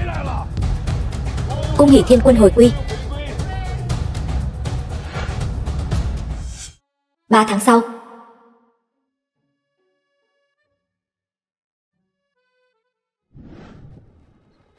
Ngươi thả ta xuống. Đừng nháo. Đường Đường là Mãnh Tước Thiên Quân, không lo xử lý việc nước đại hạ, chỉ biết bắt nạt ta. Ta thấy xấu hổ thay ngươi. Nàng nói đúng lắm. Ta bây giờ cái gì cũng không biết, chỉ biết bắt nạt vợ mình. Ngọc Chi, nếu như lúc trước nàng chủ động thêm chút nữa, có lẽ người bên cạnh Thiên Quân chính là nàng rồi. Ra ra, người đừng nói lung tung. Ta thấy bây giờ thế này là tốt lắm rồi. Báo, bẩm Thiên Quân, những tên giặc qua từng bị ngài đánh bại, nay lại đột nhiên phản công. Hiện tại biên cương nguy nan vô cùng. Tôi phụng Mạnh Dương trấn thủ đến đây mời ngài xuất sơn. Cái gì? Tốc độ của chúng lại nhanh như vậy sao? Nhưng mà ta... Đi thôi. Ta ở Ly Châu đợi chàng trở về. Không chỉ ta, còn có tiểu gia hỏa này nữa. Vũ Nhu. Nàng nói thật tốt quá, ta sắp được làm cha rồi. Từ từ thôi, đừng làm con sợ.